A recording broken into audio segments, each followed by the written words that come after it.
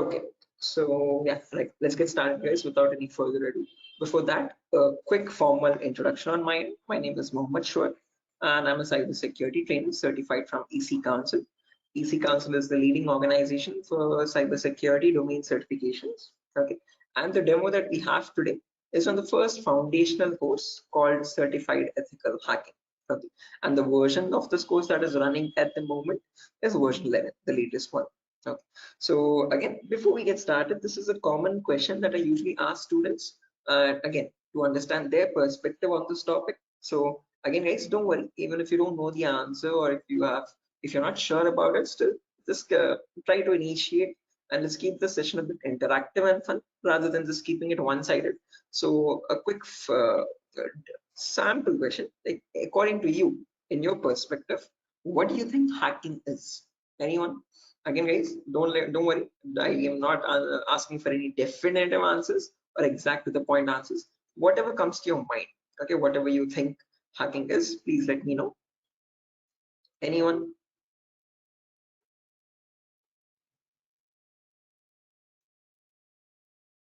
Try to breaking the system. Trying to breaking the system, is that breaking, right? I mean, did I get it right? Break into To the system access is, Yes, try to to access your personal things like computer, mobile. oh, okay, trying to break into the Uh, system or access personal things. Unauthorized access to the system or a data. Unauthorized access to the system or data. That's a great answer. Again, all answers are perfectly right. There's nothing wrong with them. Perfectly correct answers. Anything else, guys? Does anyone else want to add anything to it?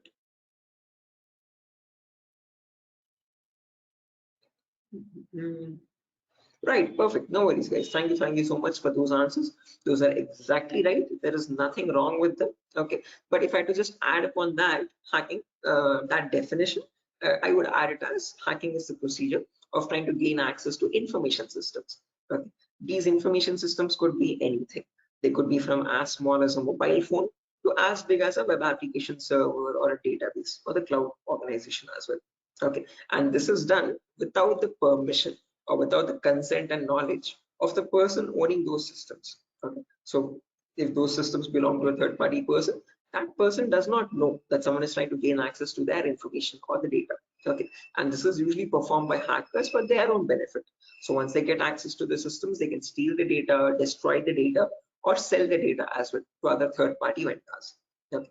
Now, depending on this definition, we easily understand that hacking is a malicious job. It is a criminalistic task. If it is such a bad thing to do, why do we have a course called ethical hacking? Is the second question. Because ethical is something which is legal, which is allowed. And how can it stand beside the word hacking, which is completely contradictory? So to define ethical hacking, on the other hand, this is the procedure of trying to find vulnerabilities. Okay, a vulnerability is nothing but a flaw or a loophole in the information system. So usually manufacturers might make mistakes somewhere here or there in the coding of the application. Okay, so that gives rise to something known as weaknesses in the information system, or in technical terms, it is also called as vulnerabilities. Okay, and this vulnerability finding, or the process of trying to find these vulnerabilities, is done with the consent and permission of the organization. Okay, so this is done in order to report it back to the target, okay, or to the authority, so that they can apply the appropriate patch for it. And once a patch is applied, that vulnerability is closed. It closes the doorway for the hacker to cause any harm. So thereby, with ethical hacking, we're trying to increase the security of the organization rather than cause any harm. Okay, so that is the main difference, guys, between hacking and ethical hacking. Where in hacking, we are trying to again, the hacker tries to take advantage of those vulnerabilities and tries to get information access. But in ethical hacking, you're trying to find those vulnerabilities, you're trying to report them back to get them patched so that you can increase the security. Okay, so I hope these two definitions are clear, guys. Again, if you have any questions, or if you have any queries, or if you want me to repeat something, please do not hesitate to let me know. Okay, feel free to interrupt me at any certain point. Okay, so now, depending on these two definitions, guys, of hacking and ethical hacking, we can categorize the types of hackers. So basically, there's three types. There's someone known as a black hat hacker, a gray hat hacker, and a white hat hacker. A black hat hacker can also be termed as a cyber criminal who performs hacking for his own benefit, okay, or sometimes even just for fun. without asking for consent. On the other end of the scale, we have the white hat hacker. Okay, white hat hackers are also known as ethical hackers or penetration testers. These are the people who abide by the laws and policies of the organization, and they work hand in hand with them to find the vulnerabilities and report it back. They do that so that they can secure the infrastructure rather than causing any harm. Now, in between, there's a third category, also known as gray hat hackers. Now, from the name itself, you can figure out they have some qualities of the black hat hacker as well as the white hat hacker, hence a mixture. Okay, so like a black hat hacker, they don't ask for permission before finding the vulnerabilities, but once they find the vulnerability, they report it back to the organization. Okay, and that is done in return for a bounty. A bounty is nothing which benefits them. It could be a financial reward or a reputational reward, anything which benefits them or their careers. Right. So all these three types of hackers, whether it be a black hat hacker or a gray hat hacker or a white hat hacker, they perform hacking or ethical hacking in a certain number of steps. Okay. And those steps collectively are called as hacking cycle or cyber kill chain. Okay. Now let me list those steps out one by one so that we can have a clear picture of what the whole course is about, and then we'll briefly discuss about all of them. Okay, so you can ask your questions regarding those. Okay, so the first step that you perform in hacking cycle or cyber kill chain is known as information gathering. Now, certain organizations term this step in different names. They can also call it as reconnaissance or footprinting. Second step is known as scanning. It can also be referred to as enumeration. Third step is gaining access. Fourth step is maintaining access. And the last step is known as reporting or clearing traces. Now, the reason I've specifically mentioned or in the last step over here is because that is where it makes all the difference between the white hat hackers and black hat hackers. If you're a white hat hacker or an ethical hacker, you would perform the first 4 steps and then you would generate a report with all the vulnerabilities and the solutions for that and submit it to the organization. But if you're a black hat hacker, obviously you're not going to submit the vulnerabilities, but you're going to take advantage of them. You're going to attack the system, get access to the data, steal the data, and then remove all the evidences, which is nothing but clearing the traces or removing the footprints. Okay, so any questions or doubts, guys, up to this part before I proceed further into the technical part? Any queries or any confusion at the moment? Again, guys, I hope the audio and video is fine. Any issues with my audio or video? Okay. What is this enumeration, sir?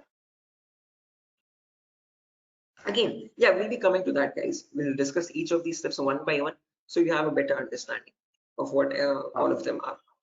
Okay, at the moment, until now, here there are no questions, right? Because I guess there's some issues with the audio or video. Some people are exiting and rejoining again. Any issues, any technical issues with my audio or video at the moment? Okay, perfect. Sir, your voice is breaking.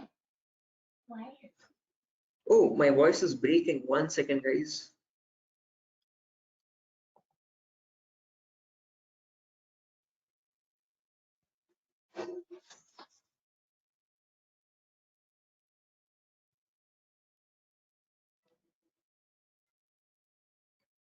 Okay, hello, 1 2 3, hello, 1 2 3.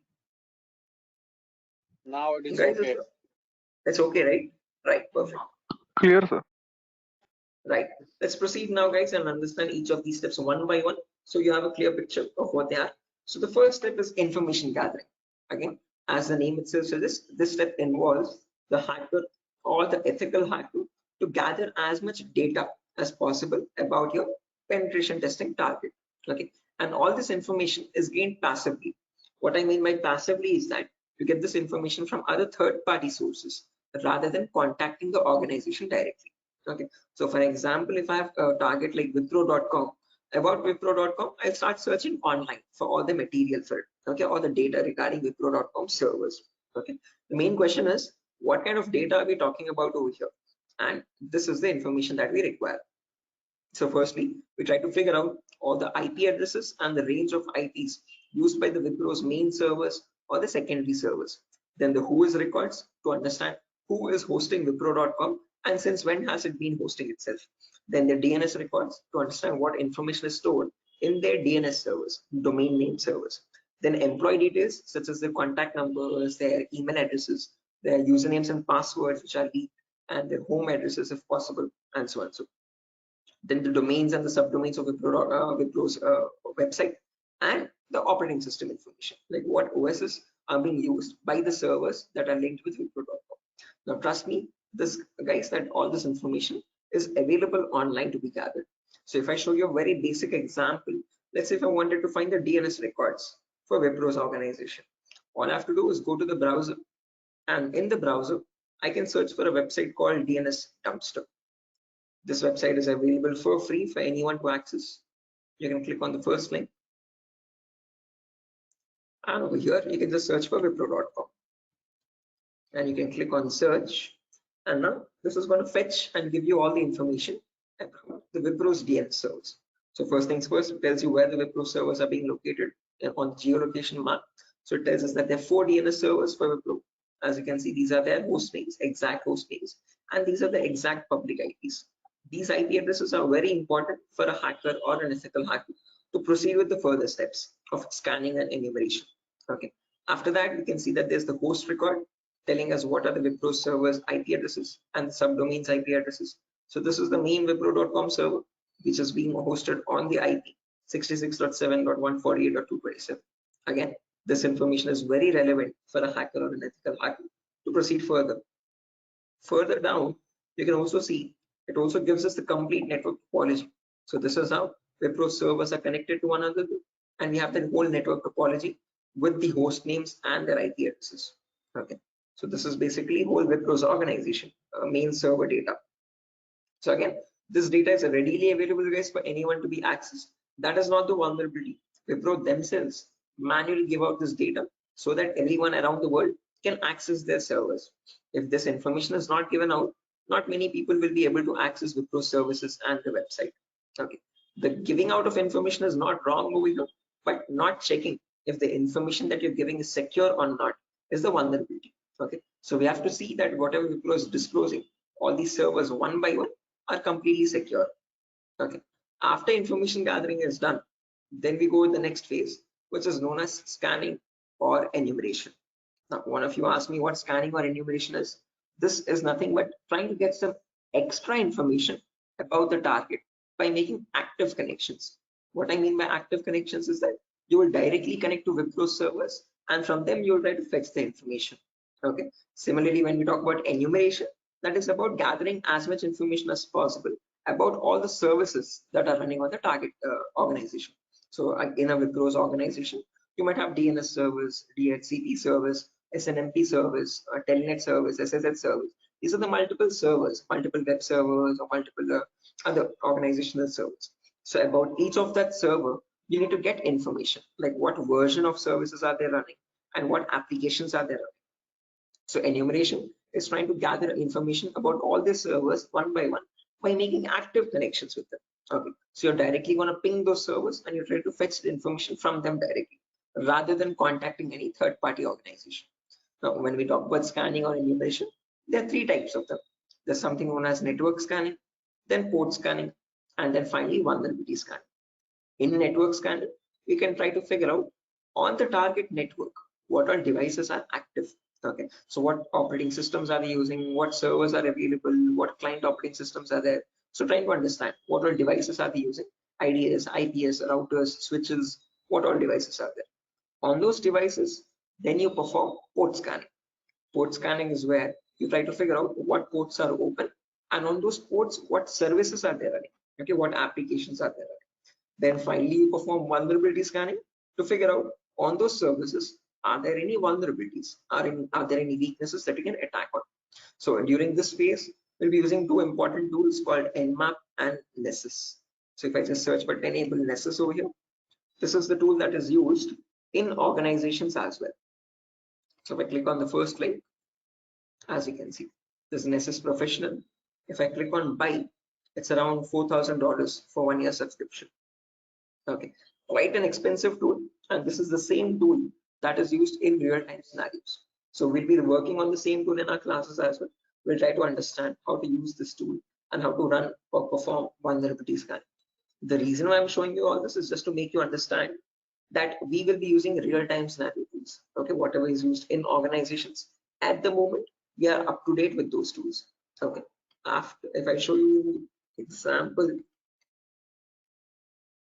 as you can see, I have the Nessus installed on my system over here. I'll show you how you can install on your system as well, and you can see you can perform various types of scans, and once you scan a system, it shows all the vulnerabilities one by one, the critical vulnerabilities or medium vulnerabilities, information based vulnerabilities. Again, don't get too confused, guys. We'll again learn how to understand this report. What are these vulnerabilities? What are these different levels of vulnerabilities? We'll understand all that. Okay, but basically Nessus is a tool which can perform network scanning or port scanning and try to understand what vulnerabilities are there on each and every system. So this is an automated tool. We learn how to perform automated testing and get a report from it. Once you get a report, you need to perform manual testing also. Okay, and that is nothing but our next phase, which is gaining access. Okay, so this is a huge concept. It covers a vast variety of topics, guys. We'll discuss them one by one. Okay, so the first topic that we'll be learning in gaining access is system hacking. So in system hacking, we'll understand how we can crack or bypass a Windows operating system password. So if you have Windows 7 or Windows 8 or Windows 10 or Windows 11, does not matter. Okay, whatever operating system you have, how do we crack that operating system? How do we get the information about their passwords? If you are unable to get the passwords, how can we bypass authentication and get access to the internal files, is what we learn in system hacking. After that comes malware attacks. Malwares are nothing but, in short, malicious softwares. So we'll practically learn how to create each of these malwares, whether it be viruses or worms or trojans, spyware, whatever it be.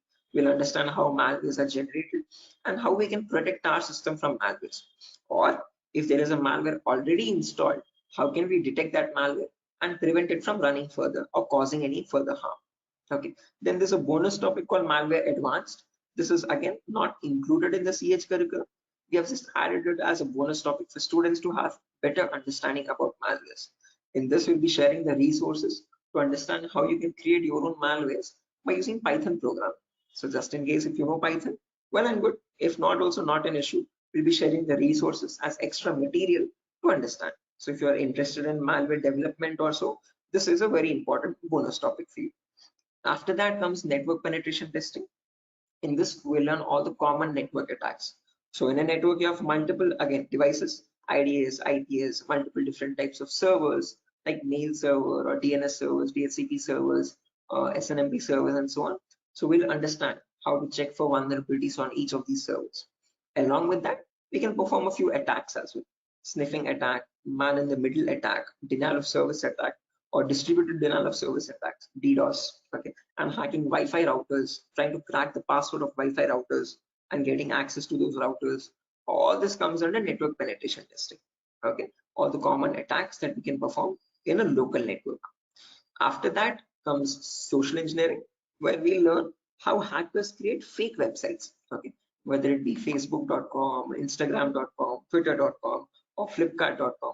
How are hackers creating fake login pages, and from those fake login pages, how are they getting the passwords, credentials? So we learn what phishing attacks are, what are the other social engineering attacks through which hackers manipulate victims into getting their passwords. Okay, so we learn all that, and we'll also understand how to prevent these attacks, how to distinguish between a fake page and an original page, and so. After that, we have web application pen testing. In this, we learn all the common vulnerabilities that exist on websites. So again, websites also have some weaknesses, okay, on which attackers can exploit and try to get access to the internal web server data or the internal database data, and so on. So to list out a few, there's vulnerabilities such as SQL injection, cross-site scripting, broken authentication, file upload vulnerability. Now, might sound very technical, guys, but these are the weaknesses using which hackers can get access to your information, to your passwords and usernames. Okay. After that, finally comes hacking mobile phones, where we learn how we can hack an Android phone and get access to that Android phone remotely.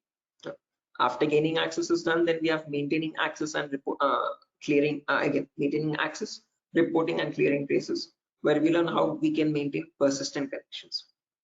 So if the target is restarting his system or shutting it down and starting after a very long time, How do we get access to that data? How do we still stay connected to the victim machine? Is what we learn in maintaining access. After that comes reporting of creating traces, where I'll show you how you can generate a report and submit to your client or submit to your organization, or how do you remove the evidences. So this course is designed in such a way where we learn both the perspectives of a black hat hacker as well as a white hat hacker. Okay. And it's designed in a completely practical way, no theoretical nonsense. Every day we'll have a class for 1 hour where the first 20 minutes we'll discuss the theoretical part, understanding what that attack is or how to prevent that attack. And then the remaining 40 minutes we'll discuss the practical part of it, okay, with real-time scenario tools. To list out a few tools, we'll be using this tool such as Nessus, we'll be using Nmap, we'll be using Burp Suite, we'll be using the whole main Kali operating system, okay, which I have over here, as you can see. Okay. Before that, let me show the course content as well, guys, very quickly. So yeah, this is over here, the course content for the whole course. Okay, and the course is for a duration of 35 days, where we learn from the very basics itself. So most of the students ask this as a question, like, sir, are there any prerequisites? Do we need to learn something else separately? No, this course is designed in such a way where even a 10th standard student can come and learn the course for, without any trouble. Okay, because all the prerequisites are included in the course itself. So before we dive into the advanced concepts, there's a few prerequisites which we will cover. The first few introductory classes. First things first, we learn about networking basics. We learn what IP addresses are, what are IPv4 addresses, what are IPv6 addresses, what is a DNS server, what is DHCP server, all the important protocols, what is TCP protocol, what is UDP protocol. We'll discuss all that in networking basics. Then we'll jump into virtualization. Okay, virtualization, because as you can see over here, I'm running my Windows 11 operating system. On top of this, I'm running my Kali OS. Kali is a Linux-based operating system. Okay, and we need to install this. The reason being, this comes pre-installed with all the penetration testing tools. So for information gathering, web application attacks, password attack, Wi-Fi attack, all these tools are available in Kali Linux. These are not available for you in Windows. So that is why we need to understand how to install this Kali operating system. Okay, and for that we need a tool such as VMware. VMware is a virtualization software. This allows you to install multiple operating systems on the same machine. So I have my Kali OS, I have my Windows 7 OS. All of these are running on my Windows 11 operating system, as you can see. Okay, so on my Windows 11, I can run my Kali, Windows 7, whatnot, as many operating systems as I want. After that is done, then we learn basic Linux and Windows commands, because as I've mentioned, we'll be using Kali Linux. So we need to know how to operate that OS. Okay, so we'll understand what the basic Kali commands are. We'll get familiar or comfortable with the Linux environment, and then we'll dive into the advanced concepts. Okay, so there's a few extra concepts there mentioned as well, as you can see over here: cryptography, reverse engineering, IoT, cloud security. These are not mentioned in the presentation for us, but these are all the topics that we'll be covering. Okay, the whole course duration is around 1 month, guys, 30 to 35 days, and we'll have a class from Monday to Friday onwards for every day for 1 hour. Okay, and the timings will be same. We'll have timings at 8 p.m. Every class will be recorded, and you'll be getting the recordings as well online, which we will have permanent access to. So just in case if you're missing out any class, you can access the recordings whenever you want. Okay, if needed, we can take backup classes as well on Saturdays and Sundays, just in case if there's a lot of absence.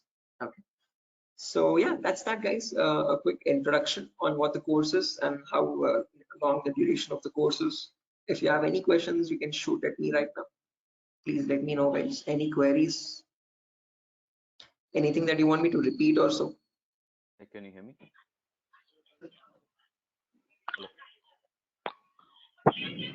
Hello. Yeah, hi. Sir, why we use that websites that you show before this PPT? Sorry, Yogesh, I didn't get your question. Can you please repeat? Sir, we as you said that we use some websites for ethical hacking. So that website that you opened before this PPT, I'm asking about that Yeah, website. the DNS dumpster website, as you can see over here. This is for information gathering, trying to gather information about any certain client.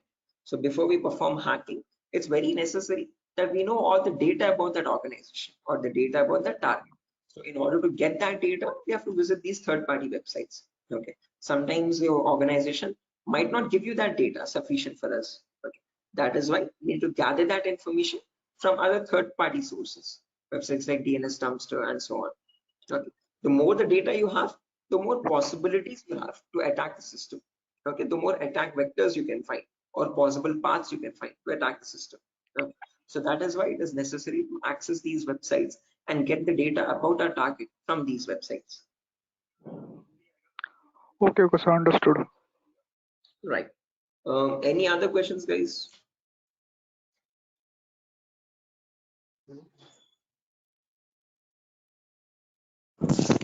Sir, which type of penetration testing we are going to learn here? Again, CEH is a very comprehensive course, guys. We're not going to be going into any advanced level penetration testing, but we will learn all the kinds of, whether it be web application pen testing or network penetration testing or system hacking or Android pen testing. We'll be covering the basics of all of them. This is a course designed for people who are completely new to cybersecurity, and we can't leave out any endpoint. So we need to understand how to perform network security testing. We need to perform web security testing, Android security testing as well, and Windows or Linux security testing as well. So we'll be learning all of them one by one. Okay, we'll be covering each and every endpoint that is left, as you can see over here in the course content. Okay, but as I've mentioned, we won't be going in depth of all of them. We'll learn how to check for security vulnerabilities, basic vulnerabilities, and how to remediate them, how to remove those vulnerabilities. Okay, if you want to learn about any advanced after CEH is done, then you can go with advanced courses such as web application pen testing for bug bounty. This course is specifically designed only for website security testing. So in this, we'll be going with OWASP top 10. Okay, this is an organization which gives you the list of necessary vulnerabilities that you have to test for, and this course only focuses on web applications, nothing else. Okay, so after CEH is done, then you can choose a specific domain, and depending on your interest, you can choose your specialization. Okay, whether it be website security or Android security or network security or cloud security and so on. So Okay, sir. Thank you. right. Any other questions, guys? No, sir. Right. Okay. After So course completion, certification provided.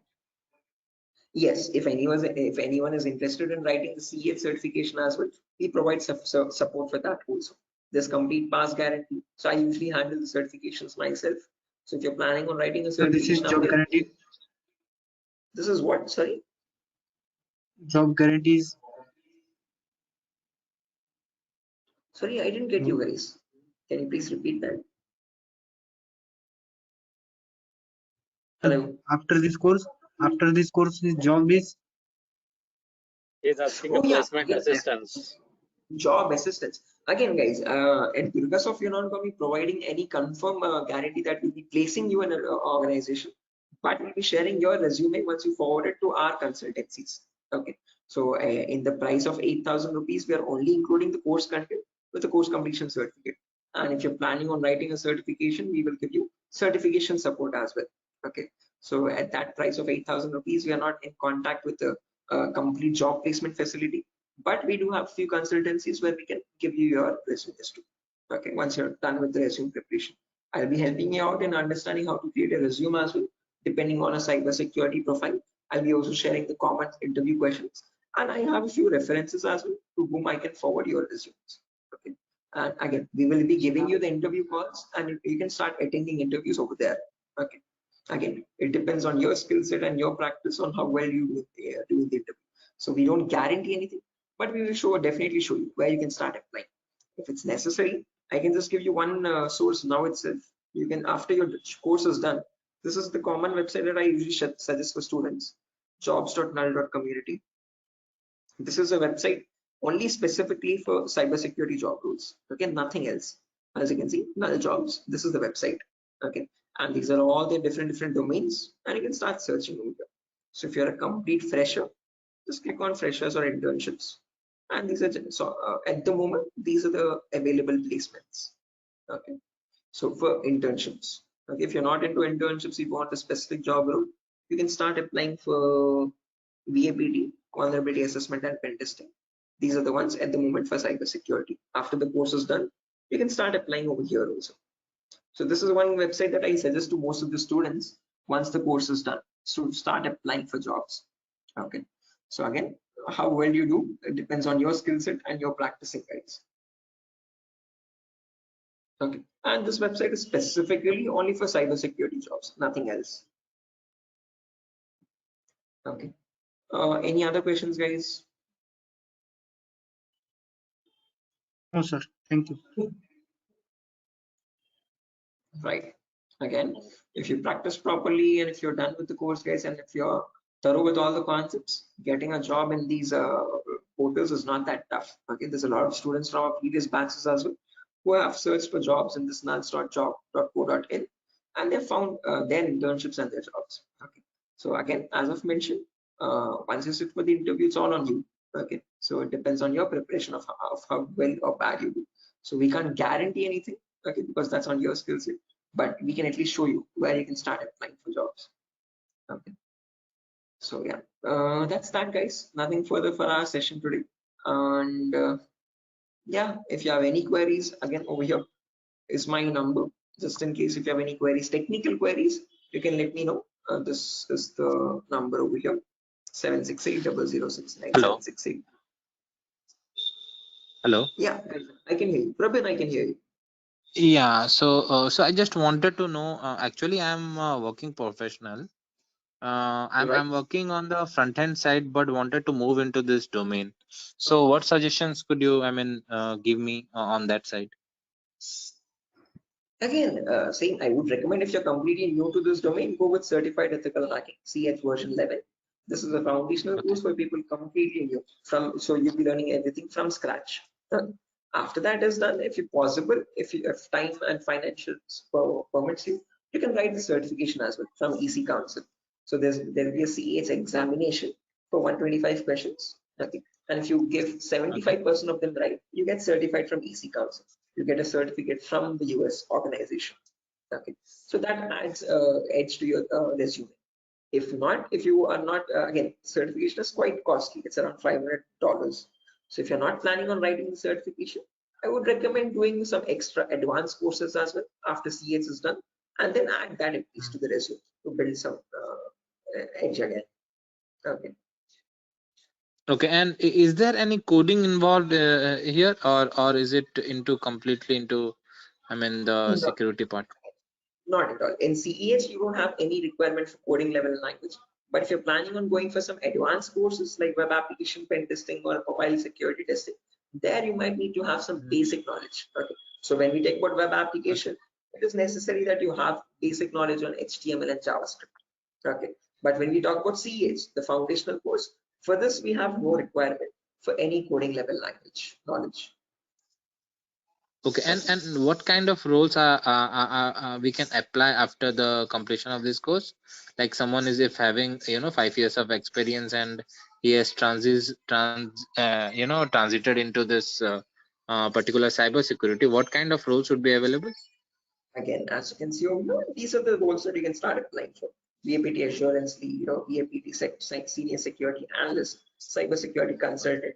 These are all the job roles. Penetration tester, security analyst, or monitoring job roles, and so on. Vulnerability Okay. assessment tester. These are the job roles you can start applying for. Okay, cool. Thanks. Right. Any other questions, guys?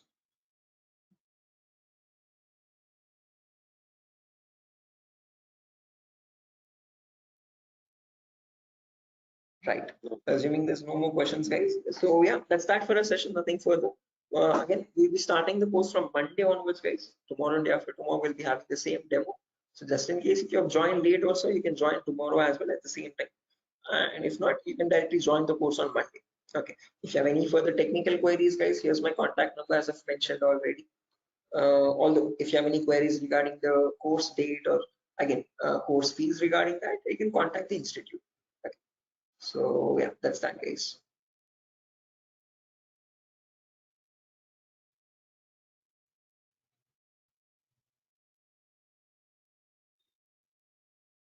Sure. So I'm gonna be exiting, guys. I hope you have enjoyed the demo. And yeah, if there's any queries, please do let us know how we can help you. Okay. Have a good day, and I'll see you soon. Bye bye.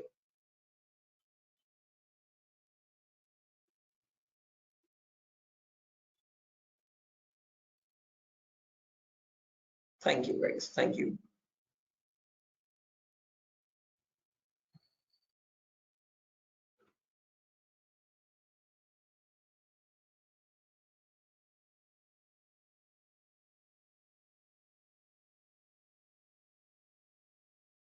Okay. Hello, guys. Can you hear me now? Biswajit Singh, Rakesh, Ravikiran, Maman, Shiva, Sujata. I hope I'm audible now, guys. Yeah, Biswajit. Can you hear me now? Yes, we can. Right, perfect. So let's just wait for 2 more minutes, guys, for the other people to join as well. And then we'll be starting the session. Until then, if you have any queries or if you have any questions before we start the session, you could please let me know.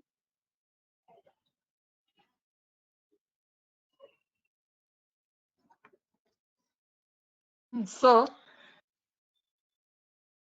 Yes, I excuse can me, hear sir. you. Yeah. So, is this the same demo was on Sunday? Yes, the same demo itself, guys. Oh, okay. I have attended on Sunday, so I thought it would be some different or what. No, Okay. it's the same demo, guys. A shorter version of that same demo. Again, we'll be starting the live classes, or the course is going to start from Monday onwards. So just in case we're planning on joining the course, you can join from Monday. The first class will be on networking concepts. Okay, thank you, sir. Tomorrow as well, we'll have one last demo. So Thursday and Friday, today and tomorrow will be the last demo sessions, just in case if students have missed out the previous demos, they can join. That's one last chance for them. And then from Monday, we'll be starting the course itself. Yeah, okay. So just in case, guys, if there's anyone who has already attended this demo session, again, just a heads up, this is going to be the same demo. It's not going to be any different from the previous ones. Okay, this is just backup sessions or backup demos for people who could not join earlier. Okay. Okay. Thank you, sir. Sure.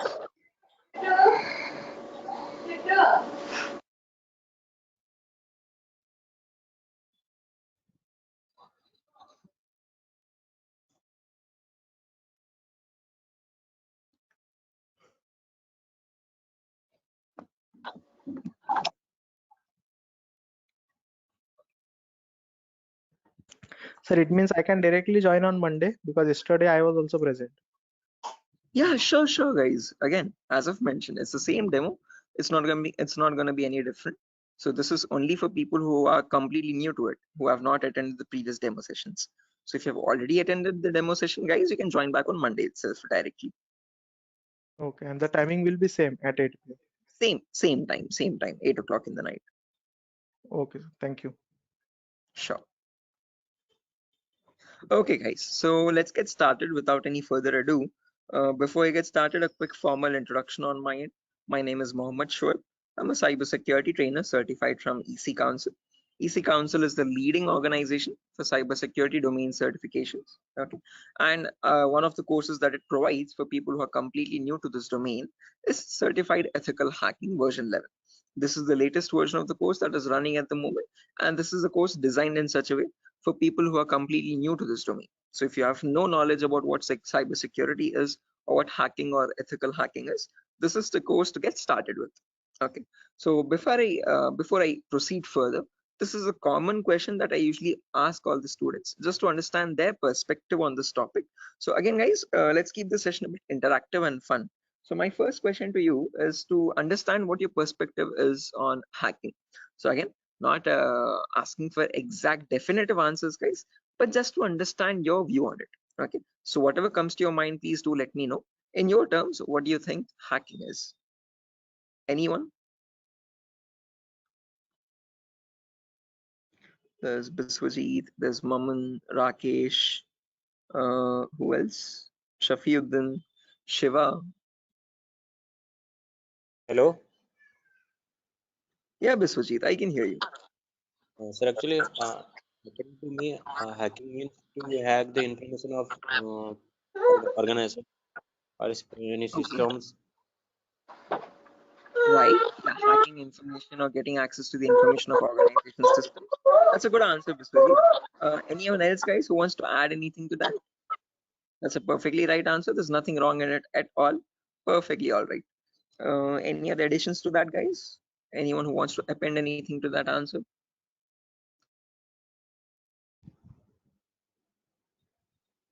Okay, no worries. Shiva, you were about to say something? Your mic was unmuted for a while. Did you have an answer? Okay, no worries, guys. So let me just add on with Biswajit's answer. So if I had to define hacking on, depending on using on his words itself, hacking is nothing but the procedure of trying to gain access to information systems. Okay, now these information systems could be anything. They could be as small as a mobile phone to as big as a database or a web application server or cloud organization itself. Okay, and this gaining access to these devices is done without the permission and the consent of the person owning those systems. Okay, so the organization who owns those systems has no clue that someone is trying to gain access to their data. Okay, and this is usually performed by hackers for their own benefit. So once they get access to the data, they can steal it, they can destroy it, or sell it on the dark web to other third-party vendors. Now, if hacking seems such a malicious job, why do we have a course called ethical hacking? Is the second question. Because ethical is something which is completely legal. And how could hacking become legal now? That's the main question. So when we talk about ethical hacking, on the other hand, guys, this is the procedure of trying to find vulnerabilities. Okay. A vulnerability in simple terms can also be called as a weakness or a loophole in the information system. And using these weaknesses only, hackers try to get access to the target informations, target information systems data. Okay, so your job as an ethical hacker would be to find these vulnerabilities before a hacker does, and this is done with the consent and permission of the organization. So once you find these vulnerabilities, you have to report it back to the organization so that they can apply the patch for it. And once a patch is applied, you're thereby increasing the security of infrastructure and preventing hackers from causing any further harm. So with ethical hacking, you're trying to increase the security and make the infrastructure much more secure and stronger compared to what hacking is. Okay, where you're trying to exploit vulnerabilities. Okay, so are these two definitions clear, guys? Like what is hacking and what is ethical hacking, and how are they different from one another? Because most of the students have a misconception that both these terms are one and the same. No, guys, we're not going to be performing hacking. We'll be learning ethical hacking in the course. Okay, we won't be exploiting the vulnerabilities, but we'll see how to search for them, how to find them in an organization's systems, and how to report them back to the organization. Okay, so that we can prevent hacking from happening. Now, depending on these two terms, guys, we can categorize the different types of hackers as well. So we have someone known as a black hat hacker, then we have someone known as a white hat hacker, and in between there's someone known as a gray hat hacker. Okay, so firstly, the first category is black hat hackers. These people are also commonly referred to as cyber criminals. Okay, these are people who perform hacking for their own benefit, and they do this by asking no consent at all. On the other end of the spectrum, we have the white hat hackers, who are also termed as ethical hackers or penetration testers. Now, these people perform ethical hacking, or in simple terms, penetration testing, to find all the vulnerabilities in the organization. And they do this by asking for consent and by following all the laws and policies set by the organization. So they do not cross any line, they do not perform exploitation of any vulnerabilities, they only work to increase the security of the organization. Now, in between white hat hackers and black hat hackers, there's someone else known as a gray hat hacker. Now, as the name itself suggests, these people have both the qualities of black hat as well as a white hat hacker. Like a black hat hacker, they don't ask for permission before finding the vulnerabilities. But once they do, once they find the vulnerability, like a white hat hacker, they report it back to the organization. Okay, they don't take advantage of it, they don't exploit it and try to attack the system, but they report it back so that they can help the organization. But it's a give and take relationship, so it's a there's kind of a bargain over here. Okay, the catch is that these gray hat hackers ask for a bounty in return. Okay, a bounty is anything which benefits them, so they could ask for some prize reward, or they could ask for some reputational reward, anything which benefits their career and profile. Okay, and that is why in simple terms they are also known as bug bounty hunters. They find bugs in return for a bounty. Okay, so they are hunting for bugs. Okay, now all these three types of hackers, whether we take black hat hackers, gray hat hackers, or white hat hackers, they perform hacking or ethical hacking in a certain number of steps. Okay, and they follow a procedure, a systematic procedure. That systematic procedure is known in simple terms as hacking cycle or cyber kill chain. Okay, various organizations categorize these steps into various numbers, but if I had to summarize it up, there are 5 important steps in hacking cycle or cyber kill chain. Whether you take a black hat hacker or a white hat hacker or any kind of a hacker, he needs to follow the same procedures as well. Okay. Now let me list them out first, and then we'll discuss in detail about each of them, so you have a clear picture of what the whole course is about. Okay. So the first step is known as information gathering. It can sometimes also be referred to as reconnaissance or footprinting. So they are one and the same term, guys. Don't get confused. Various organizations use various terminologies, but whether you hear information gathering or reconnaissance or footprinting, all the three terms are one and the same. After that, you have scanning, which can also be referred to as enumeration. Then you have gaining access. Then you have maintaining access. And finally, there's a reporting or clearing traces. Now, the reason why I've mentioned or over here in the last step in capitals is because to make it a note to understand that this is the only step where you have a difference between black hat hackers and white hat hackers. Now, whether you're any kind of a hacker, whether it be black, white, or gray, the first four procedures are to be followed mandatorily. So you have to follow those first four procedures in the same order. After that, in the end, what changes is the last thing that you do. Okay, if you're a white hat hacker, you would definitely report all the vulnerabilities that you have found with the remediations, with the solutions to remove those vulnerabilities. If you're a black hat hacker, definitely you're not going to be giving any solutions, and obviously you won't be reporting it, but you will try to remove all the evidences. So whatever harm you have caused, whatever data you have stolen, you might leave some footprints here and there. Okay, so that is why it's very necessary that you remove or clear those footprints so that you cannot be traced out and you stay anonymous. So that is known as clearing traces in simple terms. And in our course, we're learning both the perspectives, how we can generate a report and submit to the organization, or how hackers clear the traces and remove all the evidences. Okay. Now, let's briefly discuss about each of these one by one, guys, so you have a better idea on the whole course. But before that, any questions, guys, for anyone? Again, please feel free to interrupt me at any certain point. Do not hesitate to ask a question. Please let Hello, me know. Yeah, Biswajit, I can hear you. sir. Is this class is getting recorded? Yeah, this will be recorded, definitely. Every single class that we take will be recorded and it will be uploaded to the Google Drive. So even once we start our course as well, the whole duration of the course, every single day we'll take a 1 hour class, and each class will be recorded and uploaded to the Google Drive. So that Okay, just sir. in case if you're missing out, if you're absent for a session, you can access the recordings whenever you want to. Okay, okay, sir. Actually, from the starting, you told about hacking and ethical hacking. So, Mhm. could you please briefly tell me? Hacking means like you're hacking the particular cadence, some credential information, like something personal information you are hacking. But ethical hacking was that I did not get it properly. Good question. Again, Biswajit, when we talk about hacking, this is something that cyber criminals perform. Okay, hacking is where you're trying to get access to information devices. Okay, and using those information, what you do with that information defines what kind of hacking you do. Okay, so in ethical hacking, we are trying to understand how hackers are hacking that information. So what are the procedures are they following, and how are they actually finding that vulnerability, and how are they checking for those vulnerabilities on the systems? Okay, so we as ethical hackers try to find those same vulnerabilities that hackers use, and we try to rectify those vulnerabilities. We try to apply the patches for them. Okay, so just That, like that, how that means hackers do it, we are going to do it that in an means ethical manner. Yeah, okay. That means, sir, if a hacker is trying to hack some particular information, and the ethical hackers are there to prevent that through their coding or whatever the algorithms. I think. exactly. Again, in simpler terms, it's not about algorithms and stuff, but it's about the source code actually.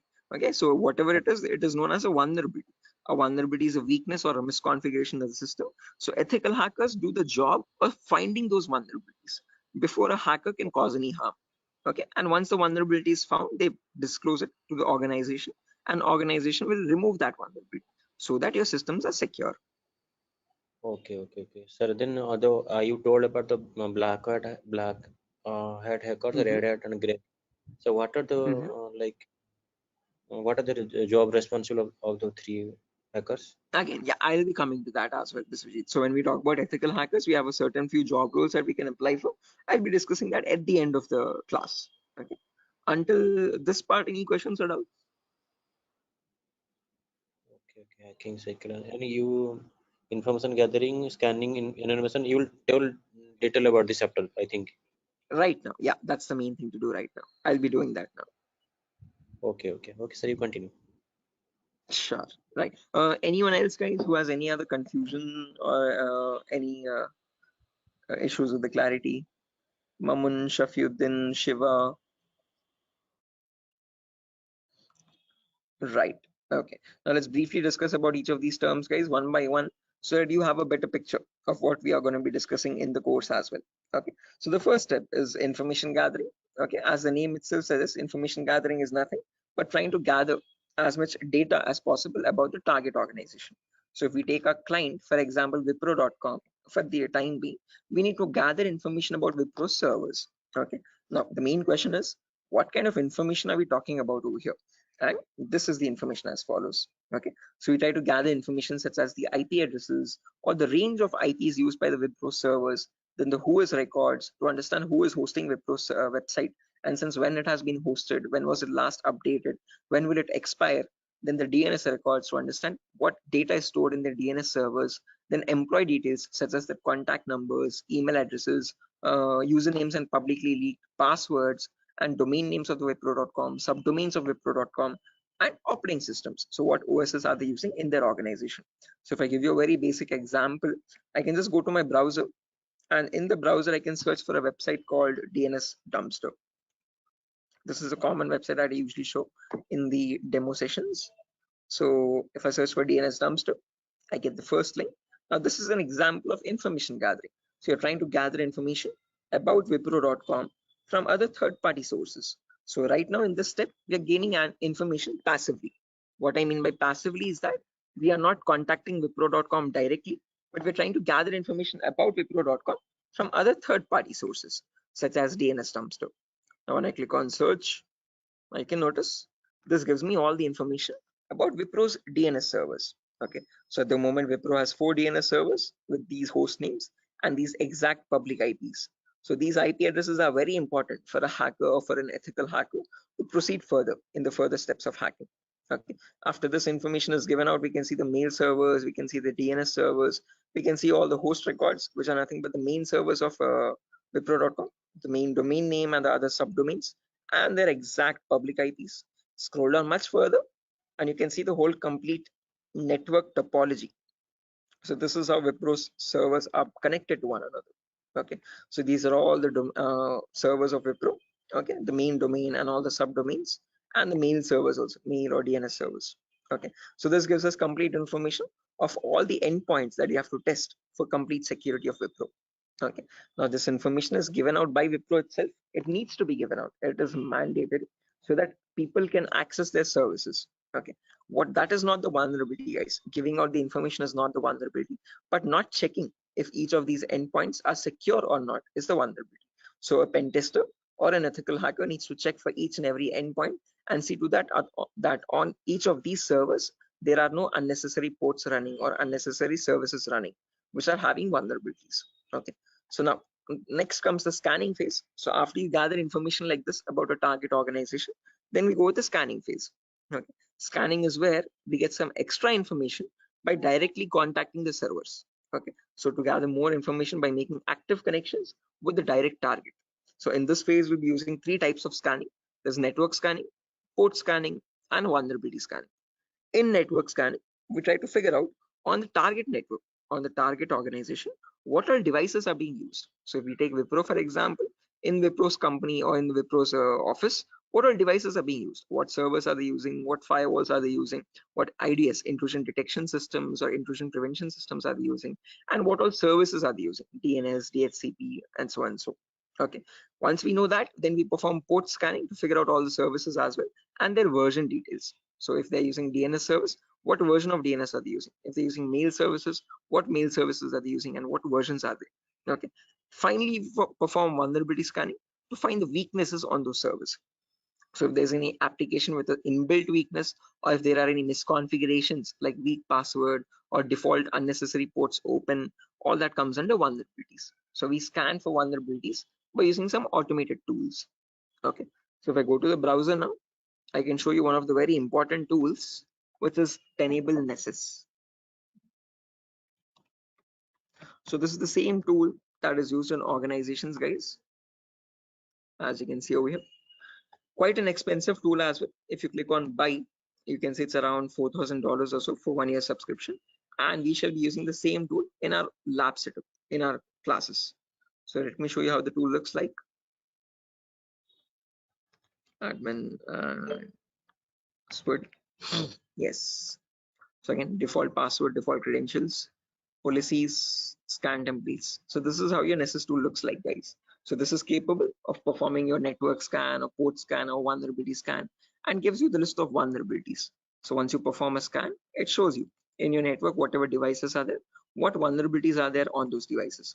So it categorizes the weaknesses on the system in 5 levels: information, low, medium, high, and critical. So if a company has any critical vulnerabilities, it means hackers can easily get access to their servers. Okay, so we'll understand how to perform vulnerability scanning, how to know if a system has any vulnerabilities, and if hackers can hack their organization so easily. Okay, if they can hack, how do we provide the solutions is also what we learn. Okay, after scanning is done, then we go with the next phase, which is gaining access. Now this is a huge concept, guys, covers a lot variety of topics, and these are the topics as follows.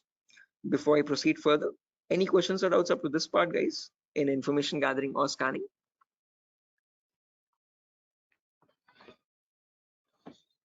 Biswajit, Mamun, Shafiuddin, Shiva, please do not hesitate, guys. If you want me to repeat something, I will definitely do. Sir, Yeah. Sir, please repeat that first part. Which one? Like before gaining access, you told us some gathering information. Like I understood that, but if their system in vulnerability in the system, so hackers are easily hack that system. So I understood somehow. Oh yeah, in information gathering again, Biswajit, as I've mentioned, we try to gather information from other third-party websites. So there's websites like DNS Dumpster, Hunter.io. So from other third-party sites, we gather information about the target. After that, then we perform scanning. So we directly get access to target servers or whatever target it is, whether it is Wipro.com or so and so. Okay, and in their target organization, we perform the scanning to figure out in their network what devices have what vulnerabilities. So in my local network, I have scanned for 3 devices, and in each of these devices, I can see the weaknesses on each system. Okay, tells you what the weakness is. Okay, if there's an unsupported OS, what is the solution to remove that vulnerability, and what can be performed with that vulnerability. So this scanning tool gives you that up-to-date information. Okay, so this is all this all comes under automated vulnerability scanning. Okay, so this is something that you always perform in an organization to test for vulnerabilities on different systems. Okay, it is software. Yeah, it is a software. This is the Nessus tool. The Nessus tool is nothing but a software that we have. Okay, sir. Okay. Right, so this is the same tool that is used, the same software that is used in organizations as well. Okay, and we'll be running in real-time scenario. Whatever tools that are being used, we work on them in real time. Okay. So yeah, now proceeding further, after all this is done, then we go with the gaining access phase. This is where we try to perform various kinds of attacks to get access to the systems. Okay, once we perform the scanning, once we know that these are the vulnerabilities on which you can attack on, next part is nothing but to attack directly, which is nothing but penetration testing. So in this, as I've mentioned, there's a huge set of topics. Okay, so let me discuss them one by one. So first topic that I will be discussing is system hacking. So in system hacking, we learn how we can hack or crack or bypass a Windows operating system password. So whether it be Windows 7 or Windows 8 or Windows 10 or Windows 11, doesn't matter. How do we crack or how do we bypass the password is what we learn in system hacking. So if your system is password protected, how can you crack and understand what the password is in clear text? Or if you're unable to crack it, if it is too tough to crack, how can you bypass that password and still get access to the internal files is what we learn in system hacking. After that comes malware attacks. Malware is in simple terms are nothing but malicious softwares, and we'll practically know how to create each of these malwares. So people think that viruses are on the only malicious softwares available on internet, but that's a misconception. We have multiple malicious softwares. We have viruses, we have worms, trojans, backdoors, spyware, rootkit, whatnot. There's tons and tons of malwares, and there's thousands and thousands of malwares added every single day. So we'll practically learn how to create each of these malwares and how to prevent our system from getting attacked by these malwares, or how to detect for malwares on our system. Then comes network penetration testing. Okay, In network pen testing, we learn all the common network vulnerabilities. Okay, so in an organization, in a local network, there are multiple services. There's DNS service, telnet service, SMTP service, DHCP service. These are all the services or protocols used in a common organization. So we learn how to test for weaknesses on each of these servers. And after that, we'll also learn how to perform network attacks like sniffing attack, man in the middle attack, DOS attacks, or hacking Wi-Fi routers and cracking Wi-Fi router passwords. All this comes under network pen testing. Then comes social engineering, where we learn how to crack passwords from websites.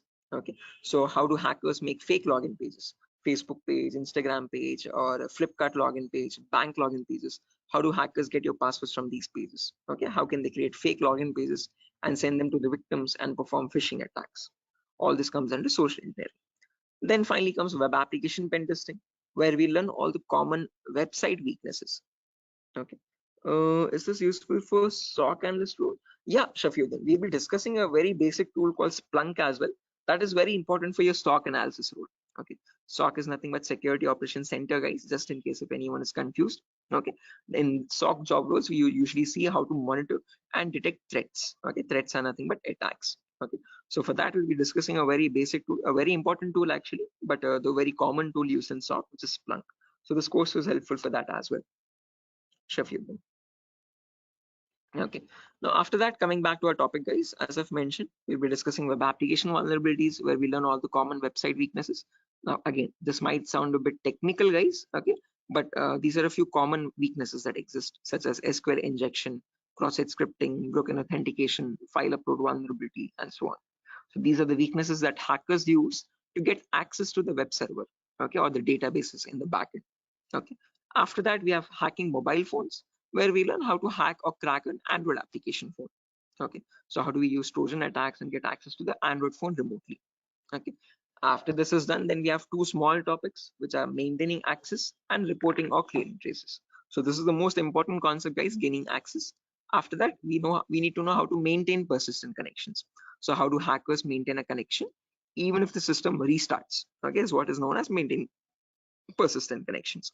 After that, we have reporting or clearing traces, where we'll see how to generate a report and submit to the organization. Or if you're a black hat hacker, how do they remove all the evidences? How do they clear the traces? Okay. Now, since not everyone is from a technical background or might not be from a technical background, we will discuss a few prerequisites as well. Okay. So the course is designed in such a way where you don't have to learn anything separately from outside. So if you're, this is in a way to even a 10th standard student to understand this course in a simple and sufficient manner. Okay, so before we dive into all the advanced concepts, we'll be discussing these 4 prerequisites or 4 to 5 prerequisites. So first we'll learn basically what ethical hacking is, or what, how is it different from hacking. Then we learn virtualization. Okay. The reason why we need to learn about virtualization is because we'll be using a tool called VMware. So as you can see on my desktop, this is my Windows 11 operating system, and on this I have my VMware application. Okay, this VMware allows me to run multiple operating systems on one single machine. Okay, so as you can see, I can run my Kali OS, I can run my Windows 7 OS, Ubuntu OS, and so on and so.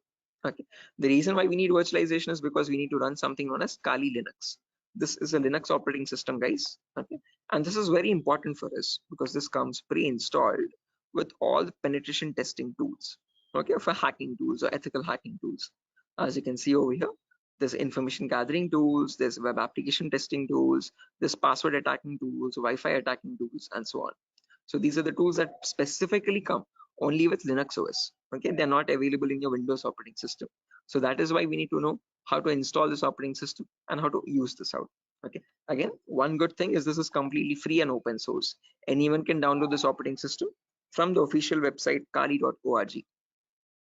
Kali.org.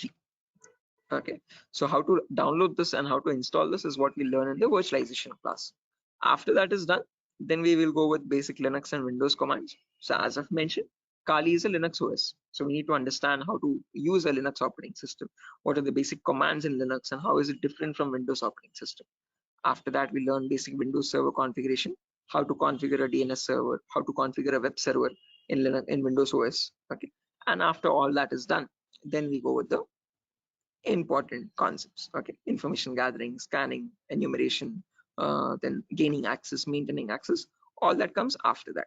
Okay, so until these concepts are done, then you'll be ready for all the advanced concepts. So this is designed in such a way where you don't have to learn anything separately from anywhere else.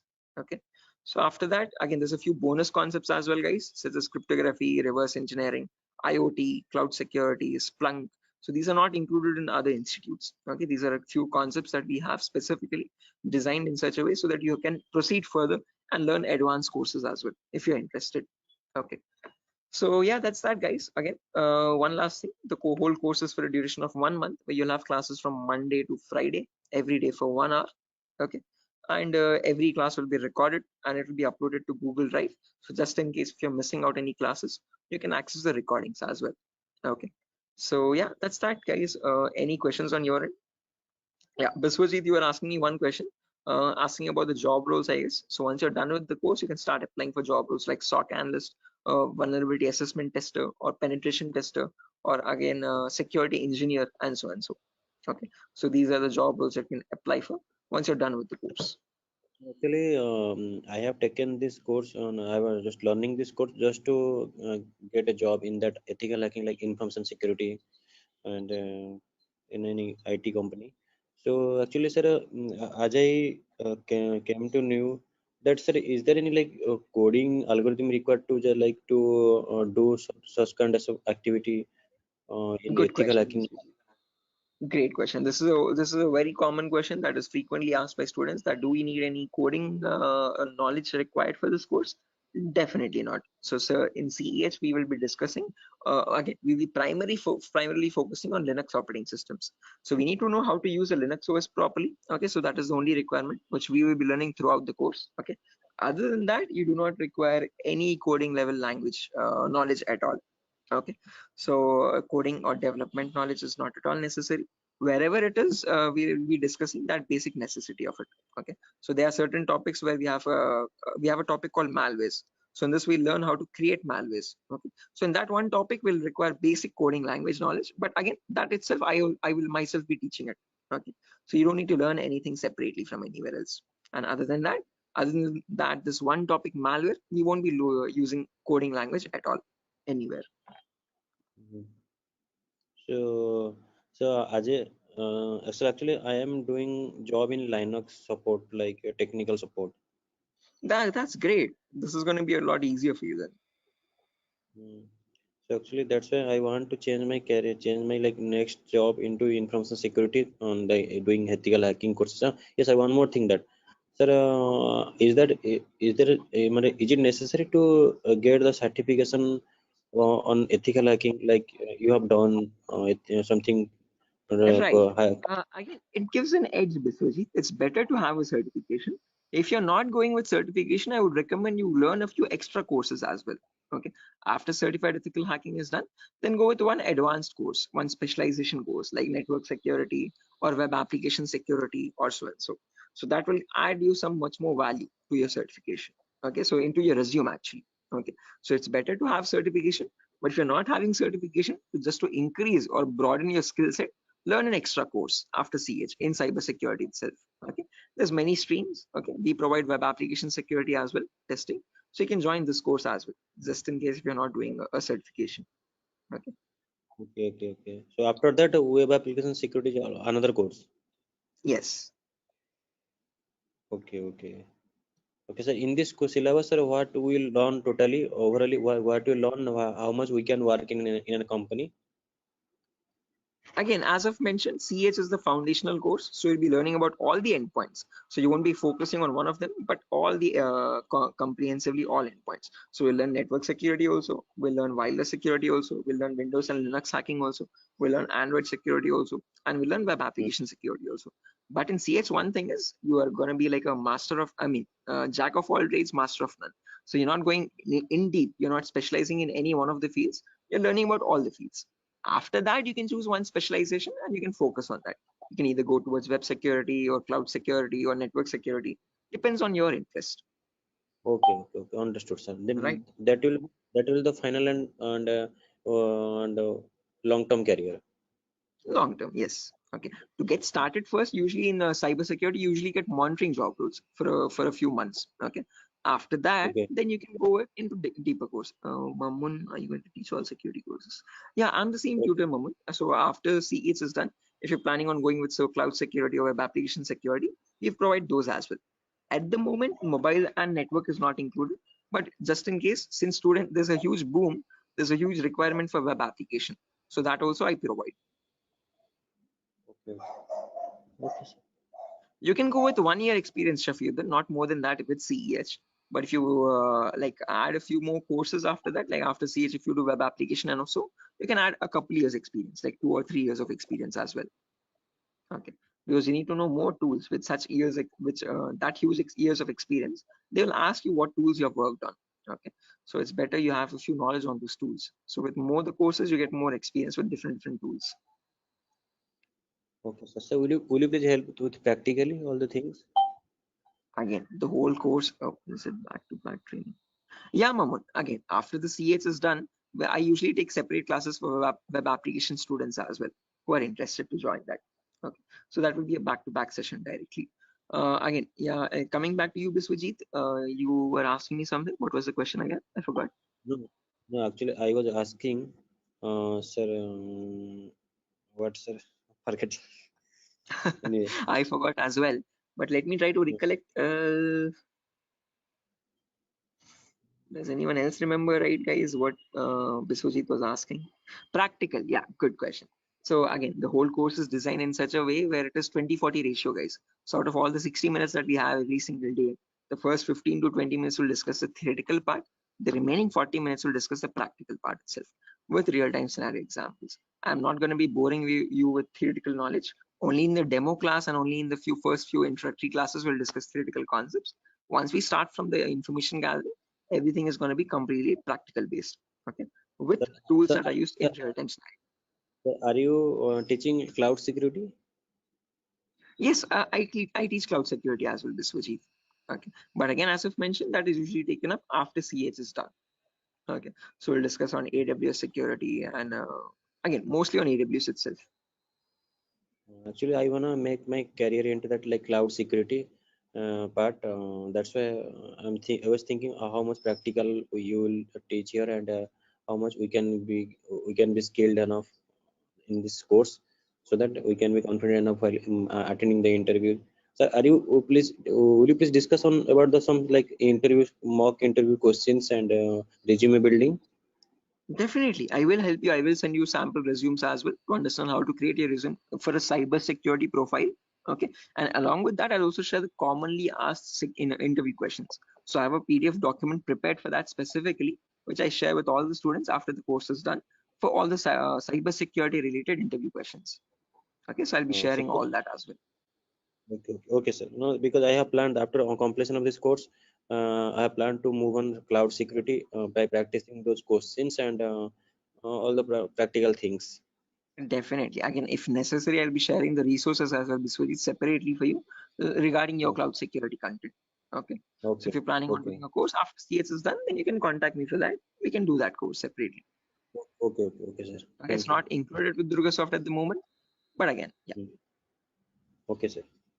Sure. Any other questions, guys, at the moment?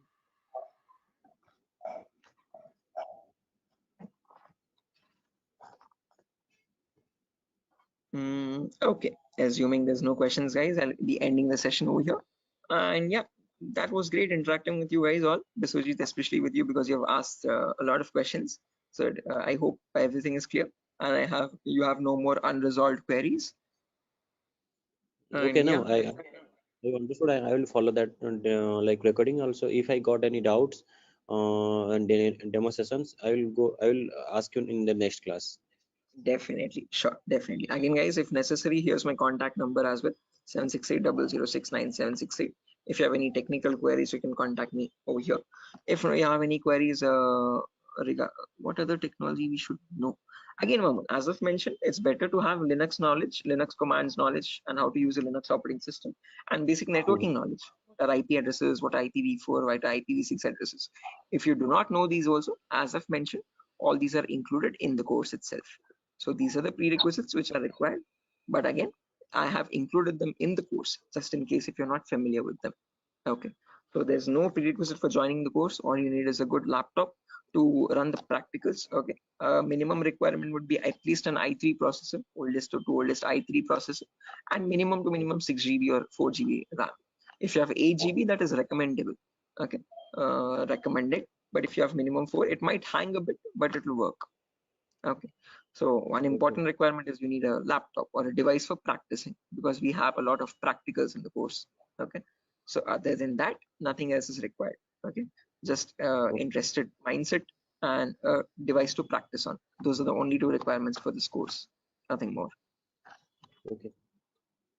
Right, so yeah, that's it guys, nothing further for the session today. If you're interested to join the course, you can join this from Monday. We'll be having the first class on Monday for networking concepts. Okay, and after that, yeah, tomorrow as well there's another demo session. So just in case if anyone is planning to join a demo again, you can join it tomorrow at the same time.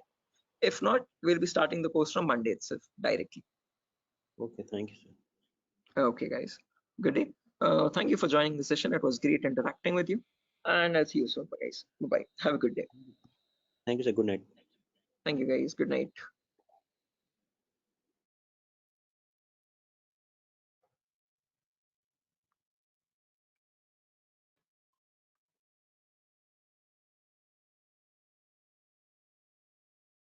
Guys, can you see the screen now?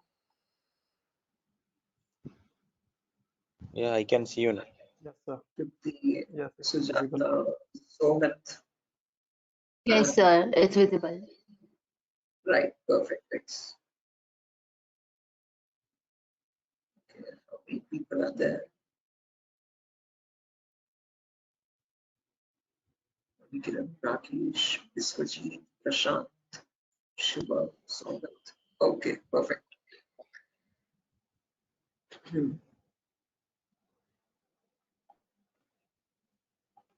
Okay, guys, let's get started with the session without any further. I am already a bit delayed in starting the session, so sorry for that, guys. I was stuck in a work. There was an issue with a security vulnerability actually with one of the organizations, so stuck with that. But anyways, let's get started with our class today. With our first session today will be on basic networking concepts. Before I get started, any issue with my audio or video? Anyone? Is everything fine? Can I proceed with Yes, the sir. class? No, actually, we are getting some like noise. A kind Oh, of there's some issue. Yeah, Yes, they're we not can call it not as a kind of issue. not clear. Sir. 1 second. Thank you. 1 second. I'll just change my microphone. Just give me a second for that. Yes, yes.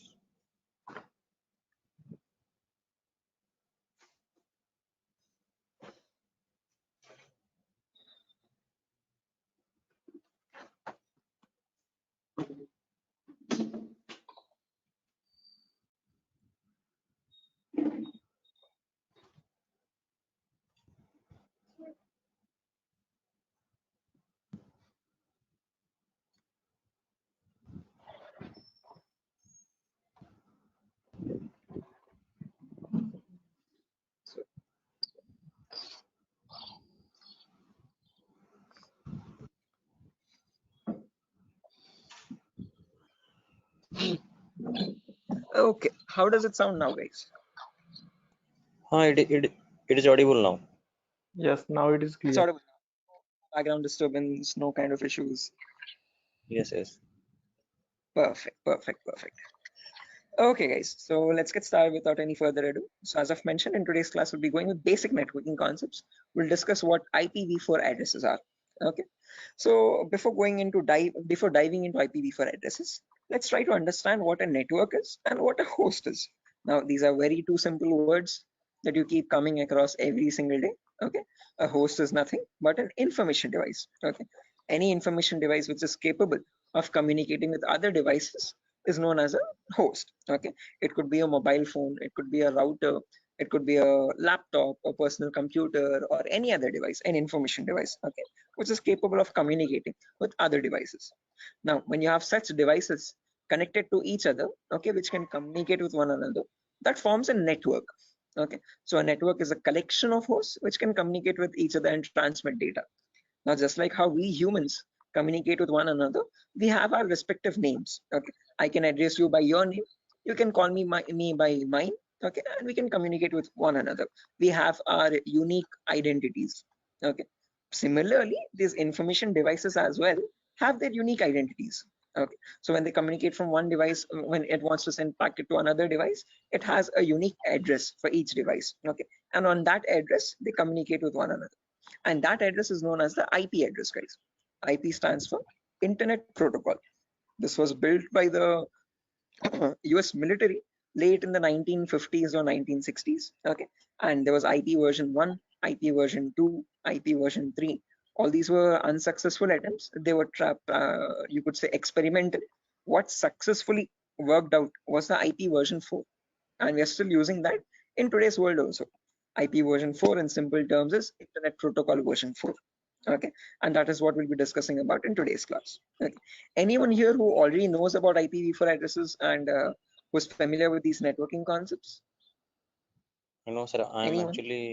I'm not familiar, but I know the any some, like whenever I was doing programming, networking programming in college days. So since the networking, I know how to join the socket networking programming. I know some networking IP address, and also I've studied through MCA curriculum. So Right.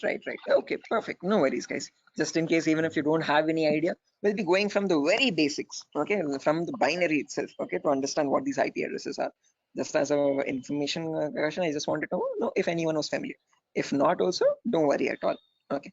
So I hope you know why we need IP addresses, guys. IP addresses are nothing but acting as an identity for each device. Just like how we have our names, you can address me by mine, I can call you by yours. Similarly, devices communicate with one another depending on IP address. Okay. Now, how does this IP address look like? Okay. Our names have alphabets in them: SHOAIB, SIVA, Shiva, and so on. So, but IP addresses are completely numeric based. Okay. Specifically IPv4. Okay. IPv4 are completely numerical or decimal addresses. Okay. It's a 32-bit address, first property. Now, what is a bit? A bit is nothing but the smallest data format. Okay. It comprises of either 0 or 1. Okay, and your IPv4 address is a 32-bit address. What I mean by 32 is that it contains 32 zeros and ones like these consecutively. Okay, and these 32 zeros and ones are divided into 4 equal parts. Each part is known as a octet. Okay, octa in the sense 8 bits. Okay, so you have 4 parts, it's 8 bits each. Okay, and each of this is known as a octet. In simple terms, it can also be called as a byte. Okay, and each octet or each byte is separated by a dot symbol. This is how computers know IP addresses to be like. Okay, this language is known as the binary language of zeros and ones, and your computers or information devices all communicate on binary language only. But for us humans, it's quite tough to understand binary. Okay, so we can calculate it now. If you're quite familiar, if you have some experience, you can calculate binary in your mind itself. But looking at it and understanding it's quite tough. Okay, so in today's class, we'll understand how we can convert any binary number to a human readable format, to a decimal number. Okay, decimal numbers are from 0 to 9. Okay, these are human readable, what we use regularly from day-to-day life. Okay, what computers communicate on is binary data. Okay, so today we'll understand how to convert binary data to decimal data and how we can range the IP addresses. Okay, before that, a quick introduction on data formats. As I've mentioned, one bit is nothing but a value of 0 or 1. When you combine 8 such bits, that becomes a byte. Okay, in simple terms, it can also be called as an octet. When you combine 1024 bytes, that becomes a kilobyte. Your textpad files, your contact applications and all these are in kilobytes of data. Okay, when you combine 1024 kilobytes, that becomes a megabyte. Okay, your PDF documents or your music files are in megabytes of data. 1024 megabytes becomes a gigabyte. Okay, your movie files or larger softwares are in gigabytes. 1024 gigabytes becomes a terabyte. Your hard disk is in terabyte storage data, and 1024 terabytes becomes a petabyte. We have never used petabytes until now. This petabyte data is usually used by cloud organizations. Okay, OneDrive, Google Cloud, blah blah blah. Okay, now let's understand how to convert this bit data or binary data into decimal data. Okay, so what I've done is I've taken down this first octet over here, 10101010, and I've written it down over here, as you can see, in an expanded format. Now to convert this, there are two simple methods. Method number one is there's two simple steps to it, not methods, sorry. Okay, there's one method only. Okay, and with two simple steps. Okay, step number one is you write down the values from 2 to the power 0 all the way up to 2 to the power 7 from right to left. Okay, why specifically 2 to the power? Because this is binary data. You have only two possibilities, either a 1 or a 0. So first 2 power 0, then 2 power 1, then 2 power 2, then 2 power 3, then 2 power 4, then 2 power 5, 2 power 6, and 2 power 7. Let's write down the values for that. 2 power 0 is nothing but 1. Anything to the power 0 is always equal to 1. Okay, that is a mathematical rule. 2 power 1 is equal to 2. 2 power 2 is nothing but 2 into 2, which is 4. 2 power 3 is 2 into 2 into 2, that is 8. 2 power 4 is 16. 2 power 5 is 32. 2 power 6 is 64. And 2 power 7 is 128. Okay, now to convert this number, all you have to do is, just a second guys, let me open up Zoom so that I can draw on the screen. Give me a second.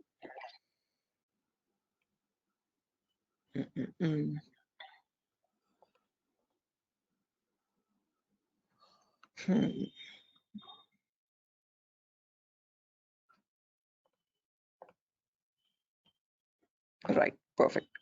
So when you want to convert any number from binary to decimal, first things first, you have to write down these numbers. Then you multiply the lower number with the top one and add with the next one. As simple as that. Multiply, add, multiply, add, multiply, add. This goes on till the last step. Okay, so firstly 2 power 0 into 0. Anything into 0 is 0 itself. So I've written 0 over here. Then 2 power 1 into 1. That is 2 power 1 is 2. As you can see, I've written the value over here. Into 1 is the value itself, 2. 2 power 2 is 4. 4 into 0 again, we have 0. 2 power 3 is 8. 8 into 1, 8 again. 2 power 4 into 0, 0. 2 power 5 into 1, 32. 2 power 6 into 0, 0. And 2 power 7 into 1, that's 128. Now when I add all this up, 128 plus 32 plus 8 plus 2, that becomes 170. So when we humans read the number 170, the computer does not understand it like 170. It understands it like 10101010, something like on signal, off signal, on signal, off signal, on signal, off signal, on, off, like that 4 times. Okay. So is this clear, guys? Any questions or doubts up to this part? Like how we have converted this binary number to a decimal number? How we know that 170 is equal to 10101010? Any questions for anyone? Again, guys, if you have any questions or doubts, please feel free to raise your hand or let me know. You can interrupt me at any certain point. Okay, no issues at all. If you want me to repeat a concept also, please do let me know. I will repeat it as many times as you want. Okay, so guys, any questions up to this part? How we have converted this binary number to a decimal number? Shiva, Sujata, Bharati, Tripti, Vidyadhar. Who else is there? Hello, Biswajit, Chaudhary, Prasad. hello, Yeah, Biswajit. sir. Sir, you spoke about binary to decimal conversion. Sorry, decimal to binary conversion. Am I right? No, binary to decimal. I've converted Binary. this number 10101010 to So decimal number 170. all the numbers was converted into binary as a sorry decimal. All the binary number is converted into decimal 170. Right. This specific number 10101010. Okay. Okay. How did we do that? We wrote down these numbers 2 power 0 all the way up to 2 power 7. Multiply the lower number with the top one and add with the next one. Multiply and add, multiply and add, multiply and add. And that's how I got the final result as 170. So this 170 in binary is equal to 10101010. Right. Is this clear, Biswajit? Yes, I am clear. I know and I clear. Perfect. If everyone has understood this, guys, I have another number over here, as you can see, 01011010. Can everyone convert this value and give me the answer for that? Take your time. You have the table over here as well. Okay. And as I've mentioned, you need to multiply the row number with the top one and just go with the next. Multiply and add, multiply and add. Okay. Take your time, guys, and let me know.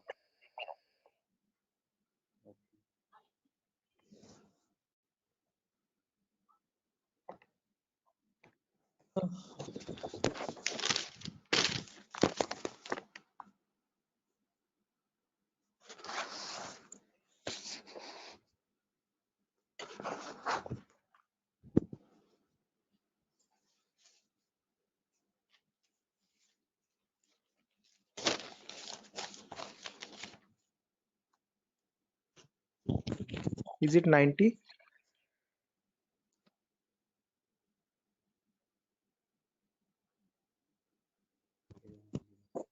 Yes, it will be 90.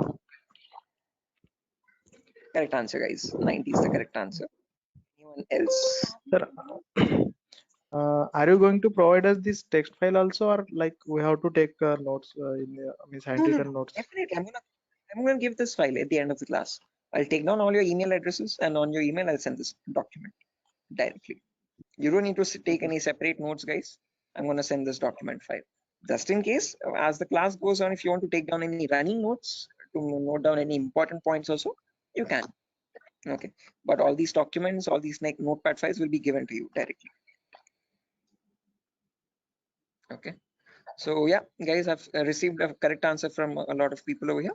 Again, as I've mentioned, just multiply the lower number with the top one and go on till the last. So this will be 2 power 0 into 0 plus 2 power 1 into 1 plus 2 power 2 into 0 plus 2 power 3 into 1, like that till the end, 2 power 7 into 0. Okay, to anywhere you have 0 over there, 2 power 0 into 0, just put that 0. 2 power 1 into 1, that's 2. 2 power 2 into 0, that's 0. 2 power 3 into 1, that's 8. 2 power 4 into 1, that's 16. 2 power 5 into 0, that's 0 again. 2 power 6 into 1, 64. And 2 power 7 into 0, 0. When you add all that up, 64 plus 16 plus 8 plus 2, you get the number 90. Anyone over here who has not got the number 90, guys, please do not feel shy. Again, if you're getting all the right answers, you're doing much great than me. In my first day, I could not solve this at all. Okay, I was a very dumb guy. So please, no shame in that. Okay, it's completely fine. Okay, because you need to get this concept very right in order to proceed with the further concepts. If you're failing at this one, it's gonna get a bit complex further down the lane. Okay, so any questions on this part, please do not hesitate to let me know. Okay, assuming everyone has got this right. With the other, yeah, exactly. The reason I'm showing you all this is to understand the range of IP addresses now. That's a great question. I was about to ask you. Again, I tell you myself, like in a real-time scenario, you would never have a necessity to convert a binary number to decimal or vice versa. But the reason why I'm showing you this is so that we can understand the whole range. So if you remember, I've told you, IPv4 addresses are 32-bit address. Okay, so in that 32-bit address, if I wanted to get the first IP address, all I have to do is put all zeros everywhere. Okay, now when you put all zeros everywhere, when you convert that, you get the final IP address as 0.0.0.0. Okay, but if you want to get the last IP now, you have to put all ones everywhere. Okay, in all the octets, I've put all ones. So when I convert that, now there will be 2 power 0 into 1 plus 2 power 1 into 1 plus 2 power 2 into 1, all the way up to 2 power 7 into 1. So that would be 1 plus 2 plus 4 plus 8 plus 16 plus 32 plus 64 plus 128. So that is how you get the number 255. Okay, so the last IP in the IPv4 range will be 255.255.255.255. You will never have a number above 255. The reason being, now you know, because when you convert from binary to decimal, the maximum number you can get is 255 only. So you can never have an IP address like 300.250 or 700.150, something like that. Okay, that's an invalid IP. Okay, whatever IP addresses you have, those numbers will always range between 0 and 255. Okay, is this clear, guys? Everyone, why only specifically 255? Yes, yes. Any questions up to this part? Perfect. No, this is Now the maximum. Maximum. Yeah, guys, was someone asking a question? No, I just asked you. This is the maximum IP address to be connected, and maximum host to be connected. Yeah, that's the last IP address you could get in the IPv4 range, Biswajit. No, this is the like from 0 to 255 hosts should be connected, I think. Not necessarily. When we talk about IP addresses now from 0000 to 255, 255, 255, 255, we have around 4.3 billion IP addresses in total. Okay. What you are referring to is classes, guys. Class A, B, C. In class C, you can connect only 255 hosts. That is a much ahead concept. We'll reach there tomorrow. Okay. That's class C. Yeah, Vidyadhar. Exactly. Okay. So we have not come up to there, guys. So let's not jump ahead. That might confuse the other students. Okay. So we'll go in a very slow pace. Okay. We'll go step by step. Okay. Let's try to now we know the range of IPs. We know what IPv4 addresses are, how they look like. Okay, and what are the total like numbers, where are they starting from, and what maximum number can they hold. Okay, we know they start at 0000 and they end at 255, 255, 255, 255. Now in between these two numbers, how many addresses do we have is the main question. Okay, how many IPs are there? Okay, so for that, let's try to understand the sequence of sequence of IP addresses. Okay, and again, to understand sequence of IP, there are two simple rules. Rule number one is always start with the rightmost value. So if this is the first IP, 0000, next IP will be 0001, next IP 0002, next IP 0003, next IP 0004. This will go on up to 000255. Okay. After that, can I have an IP like 000256? Is this possible? No. Yes, this is not possible because 255th is the last IP that you can get in any octet. You cannot get a number above 255, guys. It is a very golden rule that you have to remember. Okay. Now, once this octet has reached the maximum value, there comes the rule number two. Only after the rightmost octet has been completely filled, then go to the left value. Okay. And after going to the left value, reset the rightmost value back to 0. Okay. What I mean by that is now this is completely filled. So now this left value 0 changes to 1. Okay. And the rightmost value 255 again resets back to 0. Okay. So next IP after 000255, next is 0010.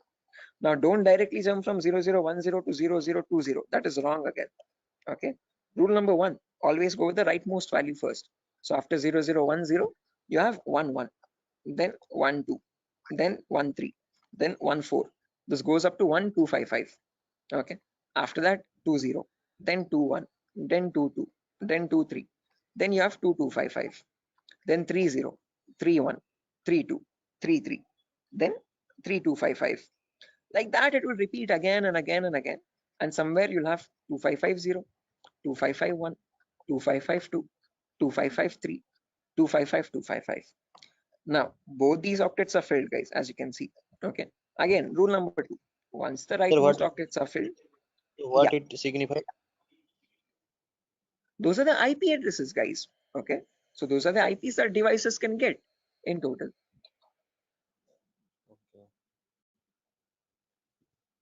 Okay, so continue. Right. Again, doesn't signify anything. I'm just showing the sequence of IPs. Okay. How do IP addresses progress from one another, one after the other, one after the other? Okay. Like after number one, you have number two, number three, number four. Like that, I'm showing you how IP addresses cycle one after the other. Okay. After 255, 255. Yeah. Is this class C or class B? This is the whole range of IP addresses. We have not come to classes, so forget that classes exist for the time being. Okay, I have not discussed what classes are. Okay, I have not discussed. I have not brought up the word class. Okay, so for the time being, just forget the word called class. When I come into it, then get reminded of it again. Okay, Biswajit, do not confuse yourself. I am right now just telling you how IP addresses progress from one after the other.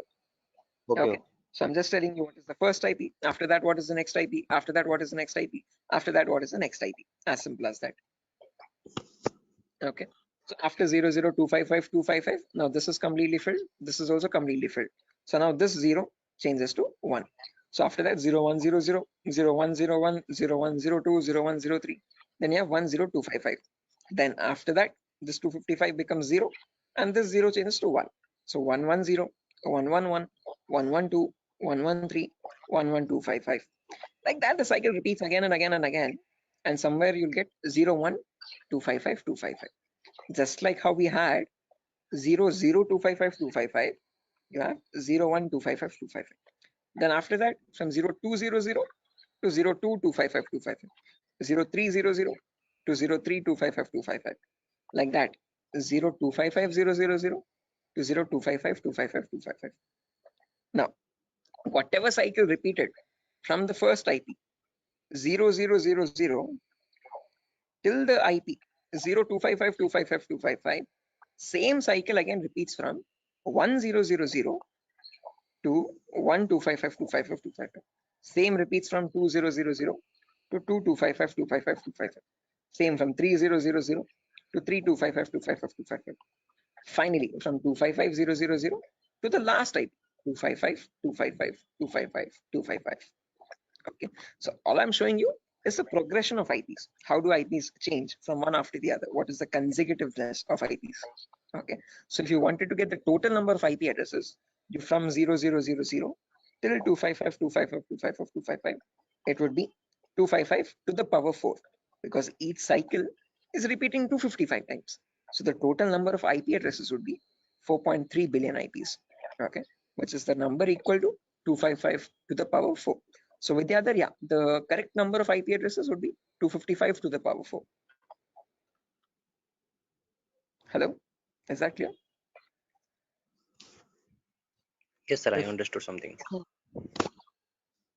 Yeah. Okay, guys. Until this point, any questions, guys, for anyone? Again, do not get confused, guys. This is just to show you the sequence of IP addresses. In a real-time scenario, you would not need that anywhere.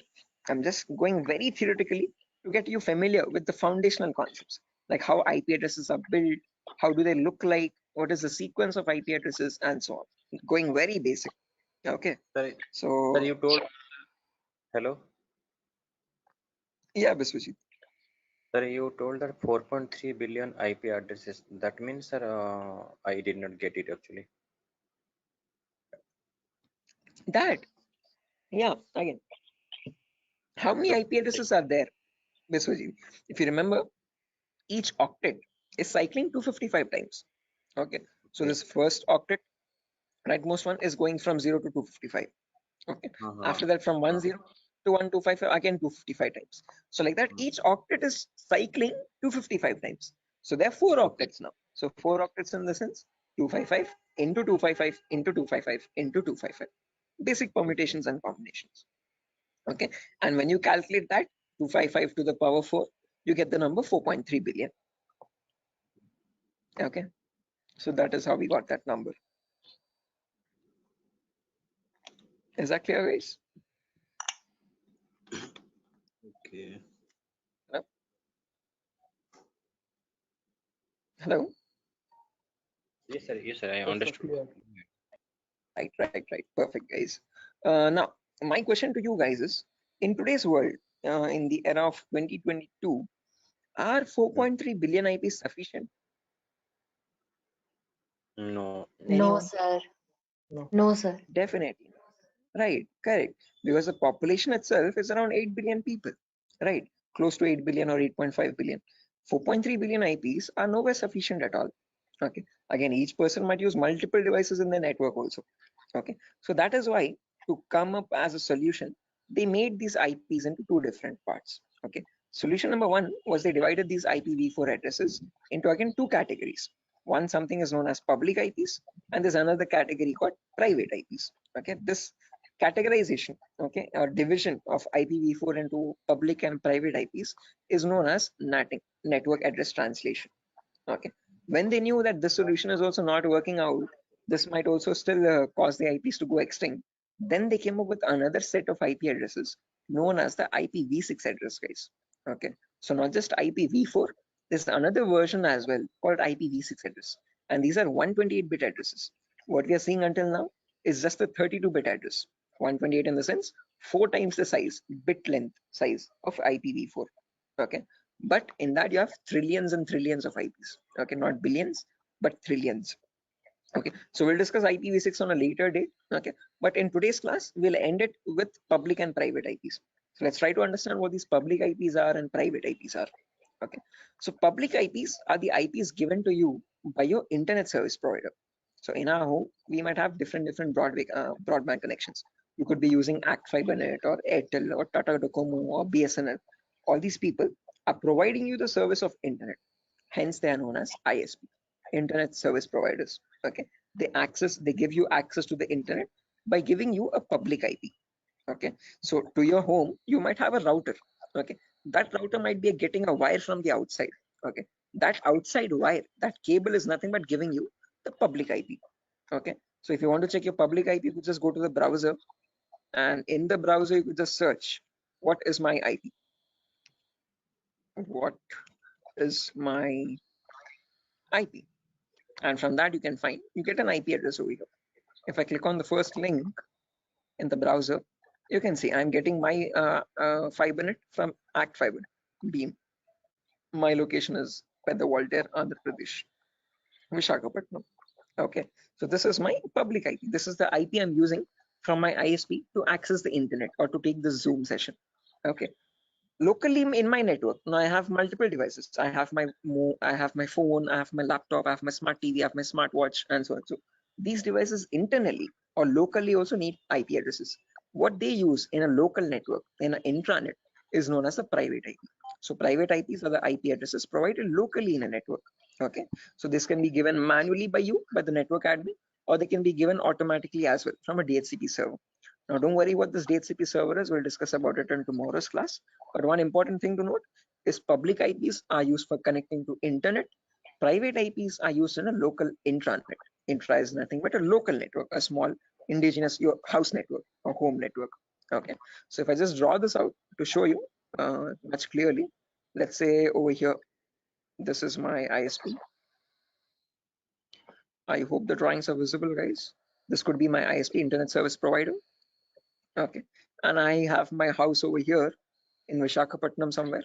Okay, in my house I have multiple devices. I have my phone, I have my laptop, I have my smart TV, and I have my Wi-Fi router also.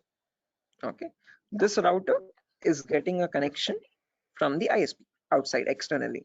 Okay, this is nothing but my public IP. Okay, this is the public IP part. Oh, sorry, public IP. Okay, on the intranet locally. Now these devices, every device will be connected to the router internally. Okay, by giving the correct Wi-Fi router password. Okay, and these devices will get the private IPs. Okay, my phone will get one private IP, my laptop will get a different private IP, and my smart TV could be getting a different private IP. Each of them will be unique in a local network. Okay, so this is where public IPs come into play, and this is where private IPs are used in a local network. Is this clear, guys? Any questions up to this part theoretically? Hello? Public ISP, private. Okay, sir. Any questions, guys? Sir, actually, internet, just. Yeah, internet is what you connect to the World Wide Web. Okay, whenever you're opening up your browser and connecting to any public website, okay, that public website is nothing but the internet facing site. Okay, so google.com or your yahoo.com, youtube.com, all these are the public addresses. Okay, private IPs are the local IPs. So your inside home network is a private IP network, and that private network is known as the intranet. Okay, and this is the intranet, INTRANET. Okay, intra is nothing but local network, and this is the internet. Okay, is this clear, guys? Sir, Any I questions have or a doubts up to this? question. Yes, please go ahead, guys. Sir, why they have been given private IPs? Like they are also connected with internet somewhere around. Okay.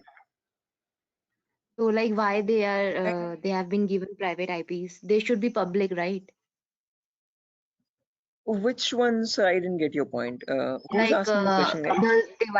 the devices which are in the home, they are in private IP, right? So somewhere Yeah. around they are also in connection with the ISP. So they should be Okay. public, you know. They should also be public. Yeah. So good question, Tripti, I guess. So whenever now let's notice over here. Let's say I have one phone over here and I have my laptop over here. Okay. let's say my brother's using my phone at the moment, or let's say this is my phone, I'm browsing Facebook from my phone. My brother is using his laptop and he's also browsing Facebook.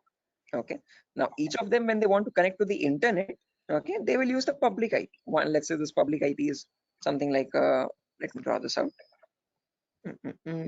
Yeah, annotate.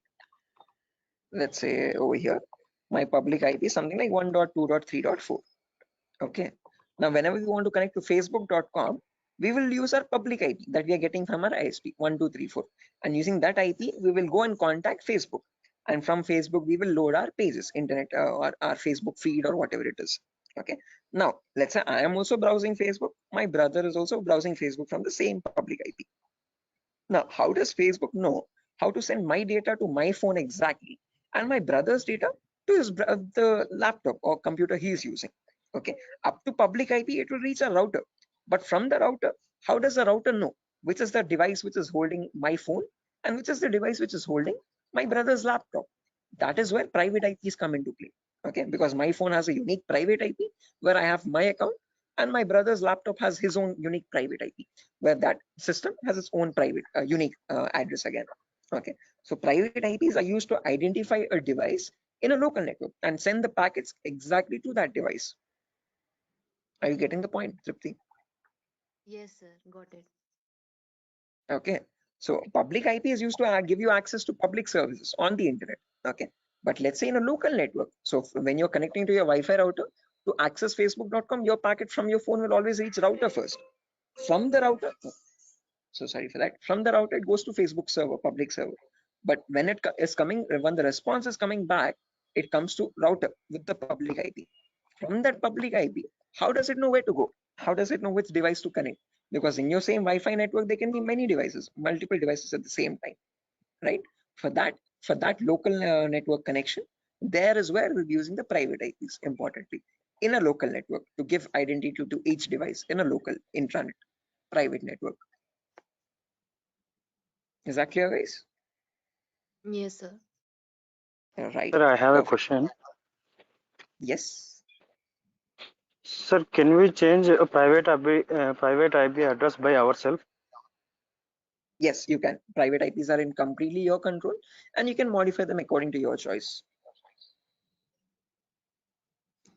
There was another question in the chat. But why you be subnetting? Again, Vidyadhar, subnetting is only a concept to reduce the wastage of private IPs. Again, others who don't know what subnetting is, guys, do not get confused. This is a very advanced concept. We don't need to go into that depth of networking. Okay, but subnetting is where you can divide one class into multiple classes. So Vidyadhar, just to give you this answer, okay, others, just ignore this. Okay, this is you could say gibberish for you for the time being. Okay, so Vidyadhar, let's say I have 50 devices in my network, but I'm using class C. Okay, so now if I have my let's say in my organization there are two departments, one is accounting and one is sales. Okay, accounting needs 50 IPs, sales needs 50 IPs. Okay, the smallest class I can use is class C address, but in class C we can connect 255 devices. So if I remove 50 IPs from that, remaining 150 how many remaining 205 IPs are going wasted over there. So what I can do is I can break that class C into much more smaller subnets. Okay, so I can make it into two subnets where in each subnet I have again 122 devices. Okay, if I want, I can break that into 4 subnets again, where each will have again 64 IP addresses. Okay, so subnetting is just use when you want to break down smaller classes and see to it that you're not wasting IP addresses. Okay, so what I can do is I can break this class C into 4 subnets. Okay, with each 62 devices each. Yeah, with the other. Sir, actually, I have a question that it is not correct or that we are saying that we are wasting IP addresses or anything else, because sir, we are we have many IPs. We can use it. You can, you definitely can. Okay, but just to So then not why get confused, let's say. IP addresses are wasting? Sorry. Well, let's say Sir, you we have can. you have Yes, sir. 255 different networks, guys. Okay, you have Yes, sir. 255 departments. Okay, so for each department you have allotted each network 192.168.0, 192.168.1, 192.168.2. Okay, like that, and in each network you're only using 50 IPs there. Okay, Now let's say you wanted another department, 256th department there. Okay. Now can you use any of the previous networks? Because all of them are already used up from 190 to 160, 0th network till the 256th network. Now if you want to add the 256th network with another 50 IPs or 100 IPs extra, then what will you do is my question. Okay, sir. Okay. Are you getting my point? Yes, sir. Okay, so just like that, it's not like you're spending money or anything, or no, you're not what do you say, giving any charges for the IPs that you're wasting. Okay, but just so that you have more IPs, free IPs left out, which you can allot for future services or future uses. That's what I'm talking about, not wasting IPs. Okay, I guess this is Vidyadhar only who's asking the question. Sir, Tarzan here, sir. Oh, okay, Tarzan, sure. I hope this is clear. Sir, hello. Yeah, guys. Biswajit. Sir, actually, I'm unable to get the concept of private and public, because public, you are connecting to a public server like Facebook. You all are connecting to Facebook. So Okay. and they One are second. trying to access. Uh,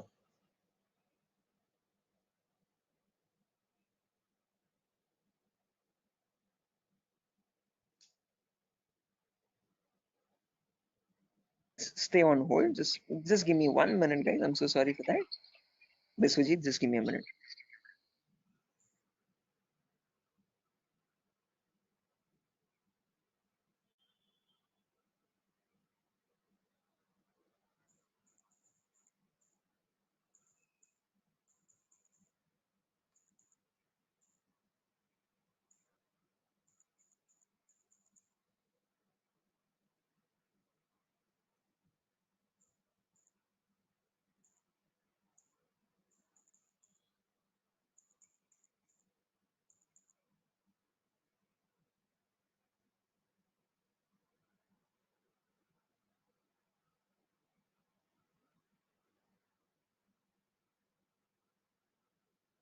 Guys, can you hear me now? I'm so sorry, guys. The Vinayaka Chaturthi thing. But anyways, yeah, Biswajit, to come back to your point again, as I've mentioned, just remember one key point to note is that public IPs are used to access the internet. So when you want to connect to google.com from your laptop, okay, your laptop needs to get a public IP for that. Okay, that public IP is provided to you by your ISP, internet service provider. As simple as that. Private IPs are used for a local communication. Okay, so let's say you want to share files from your laptop to your phone, okay, or from your phone to another phone in the local.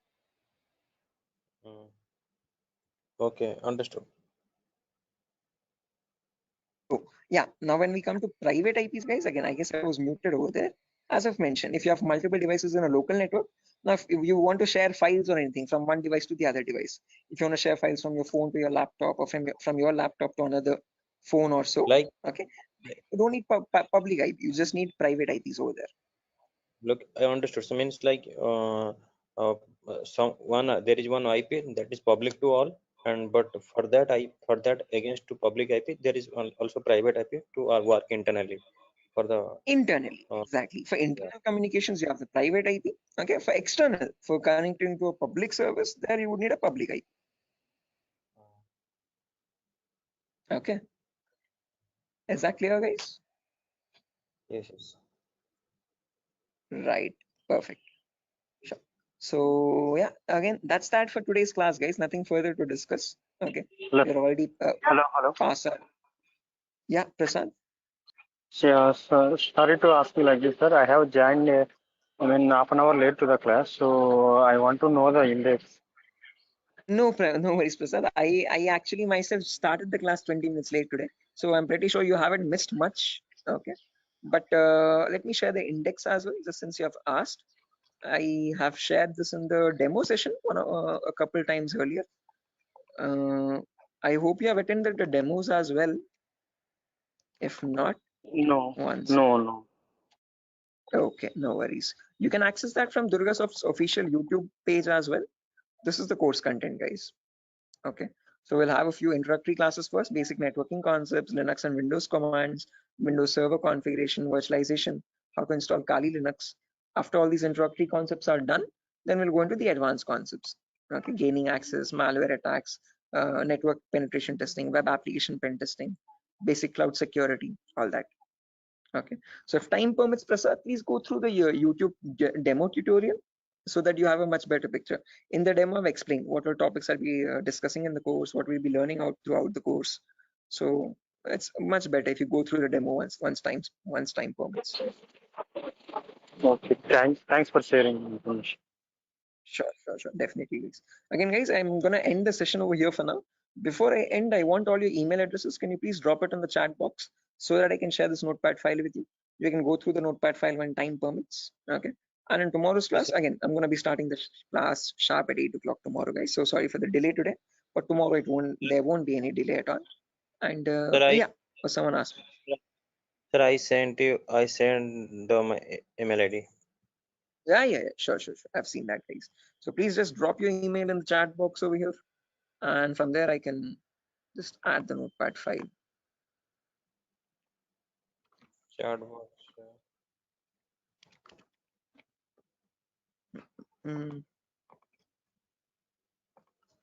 Sir, organize the chat box. I have already sent my email ID. Sure thing.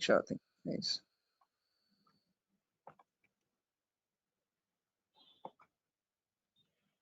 Can we drop your call or can we what? Sorry. Can we drop your call or we have to wait? No. Once you have dropped your email, you can leave, guys. Not an issue. Okay. Once you've dropped your email in the chat box, you can leave. You can join back tomorrow at the same time, guys. Sir, are you gonna send that class from the starting demo session to now, or you will send from the today only? Sorry, I didn't get you. No, I asked you. So the today classes lecture you will send by mail, or you are gonna send from the starting demo sessions? Are you talking about the recording specifically, Biswajit? Or are you talking about just the notepad files? This is the only notepad for today's only, na? Yeah, only today's notepad. Okay, demo. Okay. I don't have a notepad file for the demo. It's just a presentation. Okay. You have the demo already on your YouTube. Okay, but you will be getting the recordings for these classes in a few days, guys. We still need to receive the payments and all. So once all the payments have been confirmed, the link is going to change. So if you have not made any payments yet, please please initiate payments. And after that, we'll be sharing you the recordings as well. Until then, you'll only be getting the notepad files. Okay, sure. So I've got over here 1, 2. What is the 3. course fee? It's 8,000 rupees, guys. Oh. Okay. Sir, Okay, I've received 4 emails, guys, over here. Okay, sure. So yeah, that's it, guys. I'm going to send the notepad file, right? Sorry. Sir, actually, I'm not getting the chat bot. I'm sorry to ask where exactly it is. You have access this from the browser, right, Ravikiran?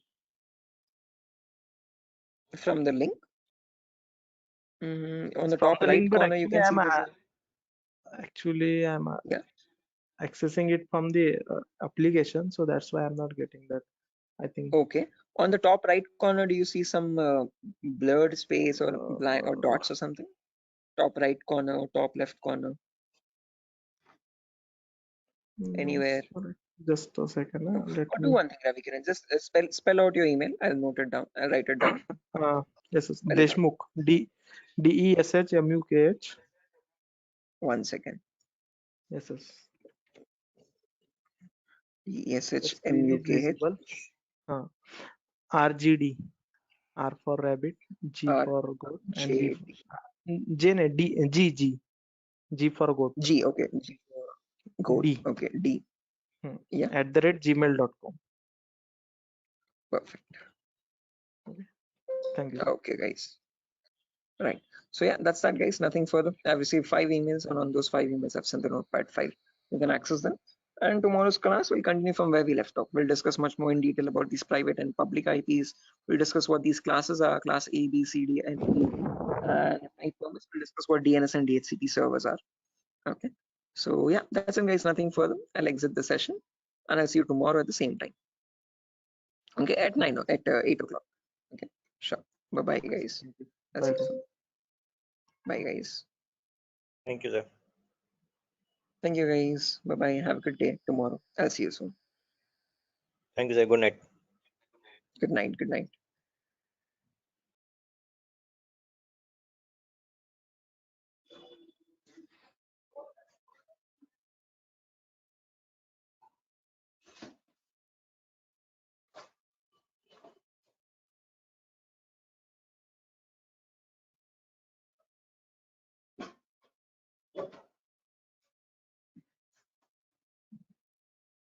Okay, guys, can you see my screen?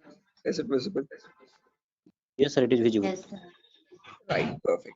Let's do one thing. Let's just wait for 2 more minutes for the other people to join as well, and then we'll start Okay, the sir. session. Okay, sir. Okay. Very good. Sure. Anyone who's viewing or joining the session today, fresh without joining yesterday? Anyone from that such? Okay. I hope everyone has joined yesterday as well.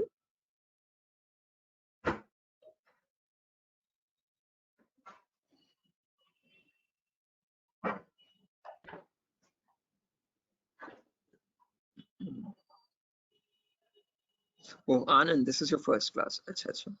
Okay, Anand, I'll do one thing. I'll just take a quick recap of whatever we discussed yesterday. In the meanwhile, okay, there's Biswajit, Mamoon, Ravikiran. Ravikiran, did you call me in the evening, Ravikiran? I was a bit out. I was a bit busy. I'm so sorry you couldn't attend to your call. I thought of calling. Yes, sir. Actually, It I slipped my called you mind. because I had one query. So, Achha. sir, I will call you. Means I will ask you on a telephone call only. Sure. Again, I have a class till 10 o'clock after your batch also. So give me a call after 10. Okay. Okay, sir. No problem. Thank you. Sure. Okay. Then Shiva, Sujata, Tripti. Okay. Tripti, I have received your email as well. I'll be sharing the notepad file today. I'm so sorry I couldn't do it yesterday. Okay, so no problem. Sure. Okay, so a quick recap, guys, on yesterday's class. We were discussing basic networking concepts. Let me open up my networking document.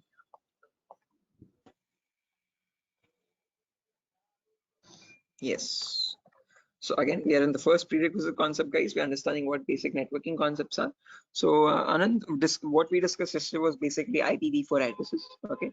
So every device has a unique identity to it, and that address is known as a IPv4 address. IP stands for Internet Protocol, and this is the 4th version of it. Okay. The ones which is successfully working even in today's world. It's a 32-bit address basically. What I mean by 32-bit is that it contains 32 zeros and ones consecutively. Okay, and then it is divided into 4 octets, each of 8 bits. Okay, so this is how the address looks like in the binary format. The binary is nothing but the language that computers understand, the 0 or 1 language. Okay, but this is not that human readable. We don't understand it that easily. What we understand is the decimal numbers from 0 to 9. Okay, so what we did or what we learned yesterday was how to convert any binary number to a decimal number. Again, quite a bit lengthy. I won't be going through that. If time permits, go through the recordings. We'll be uploading all the recordings once the payments are confirmed. Okay, so once you're joining and once you make the payment, you can access the recording for yesterday's session as well. Okay, so we have understood how to convert binary numbers to decimal numbers, and from that we got the range of IP addresses. First IP being 0000, and the last IP being 255.255.255.255. These are the IPv4 address range. Okay, and then we learned what is the consecutiveness. So what is the sequence of IP addresses? What are the 2 important rules for that? And then we have seen how many IPs are there in total, 4.3 billion IPs. So where we ended the class yesterday was we learned that these 4.3 billion IPs are divided into 2 categories, public IPs and private IPs.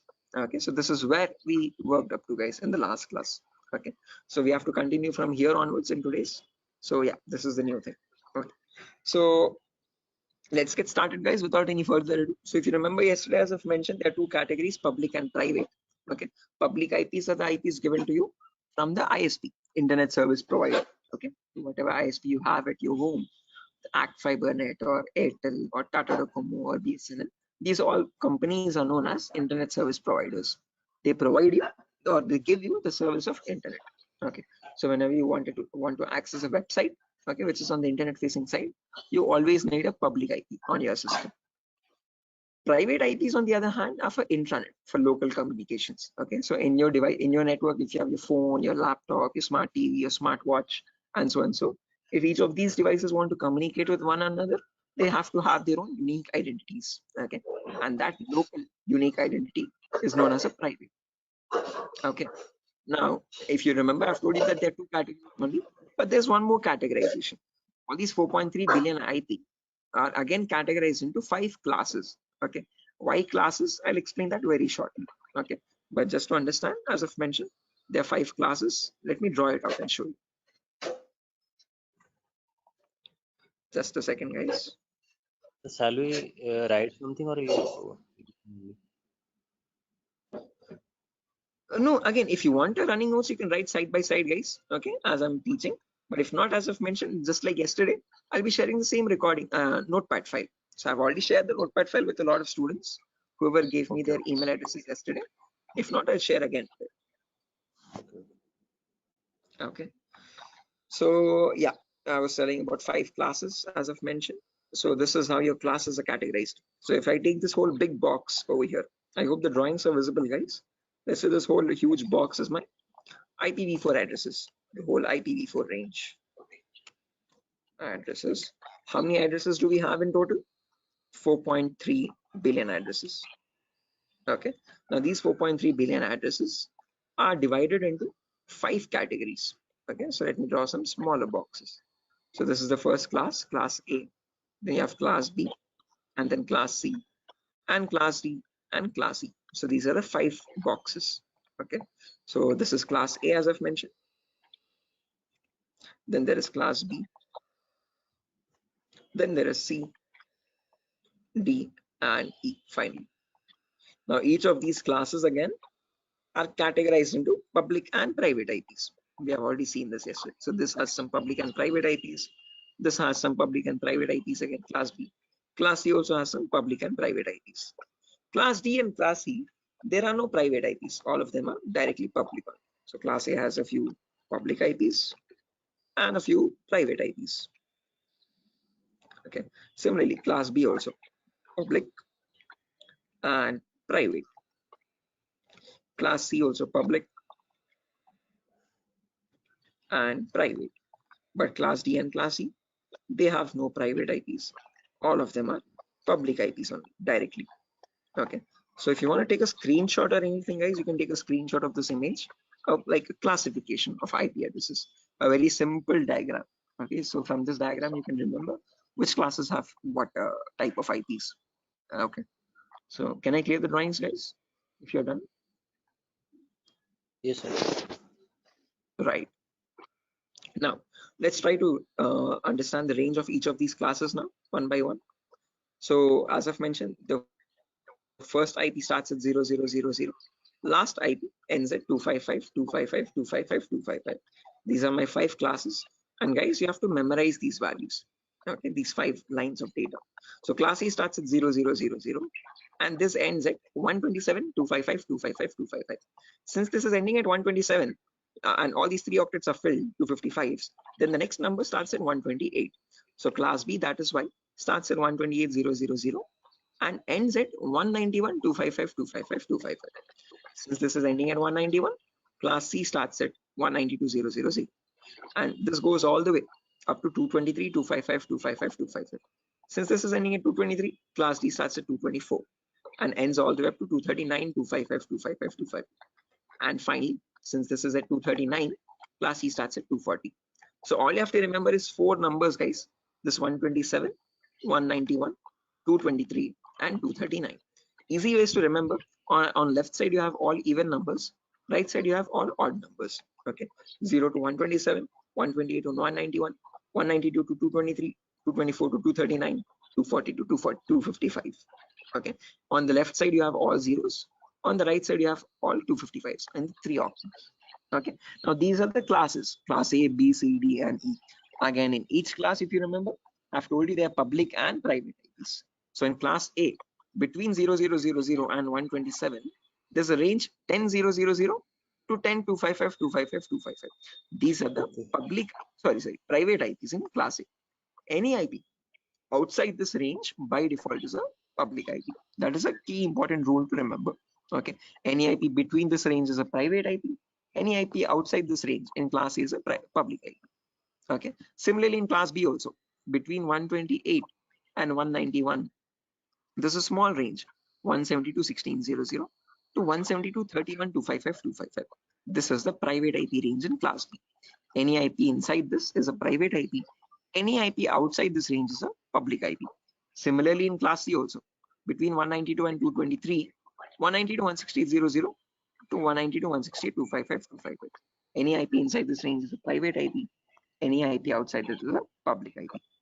Okay, so just to practice out these ranges, guys, I'm going to write down 10 IPs as examples, and you have to look at these numbers. Okay, you have to look at these 8 lines of data and tell me which IP is belonging to which class and whether they're public or private IP. Okay, let me quickly write down a few IP addresses, guys, over here.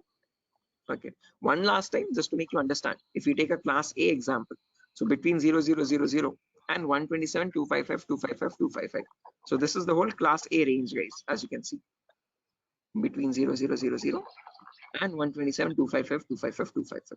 So in between this, there's a small range, 10.000 to 10.255.255.255. This is the private IP range. Okay, any IP inside this range is a private IP. Any IP outside that, so from 0000 to 9.255.255.255, these are public IPs. Again, after 10, you have 11.000 to 127.255.255.255. These are also public IPs. Okay, so in the whole range, you have in between private IPs, and outside that you have public IPs. Is this clear, guys? Any question or doubt up to this part? No, I understood. Anyone? Right, everyone? Anyone who has not, please do not hesitate, guys. Please let me know. If you want, I will explain again. Anyone who wants me to explain this again, guys, who has not understood this? Perfect. Okay, guys, I hope you're not being shy or anything. Please do not hesitate, guys. It's going to be your loss. If you want me to explain, I'll try to explain in much better formats as many times as you want. Okay, the main objective is that you do not get confused here. Okay, because these are very important foundational concepts. Okay, so what I'm going to do now is I'm going to write down 10 random IPs. You have to look at these ranges and tell me which IPs, which class, and whether they're public or private. So let me quickly write them down.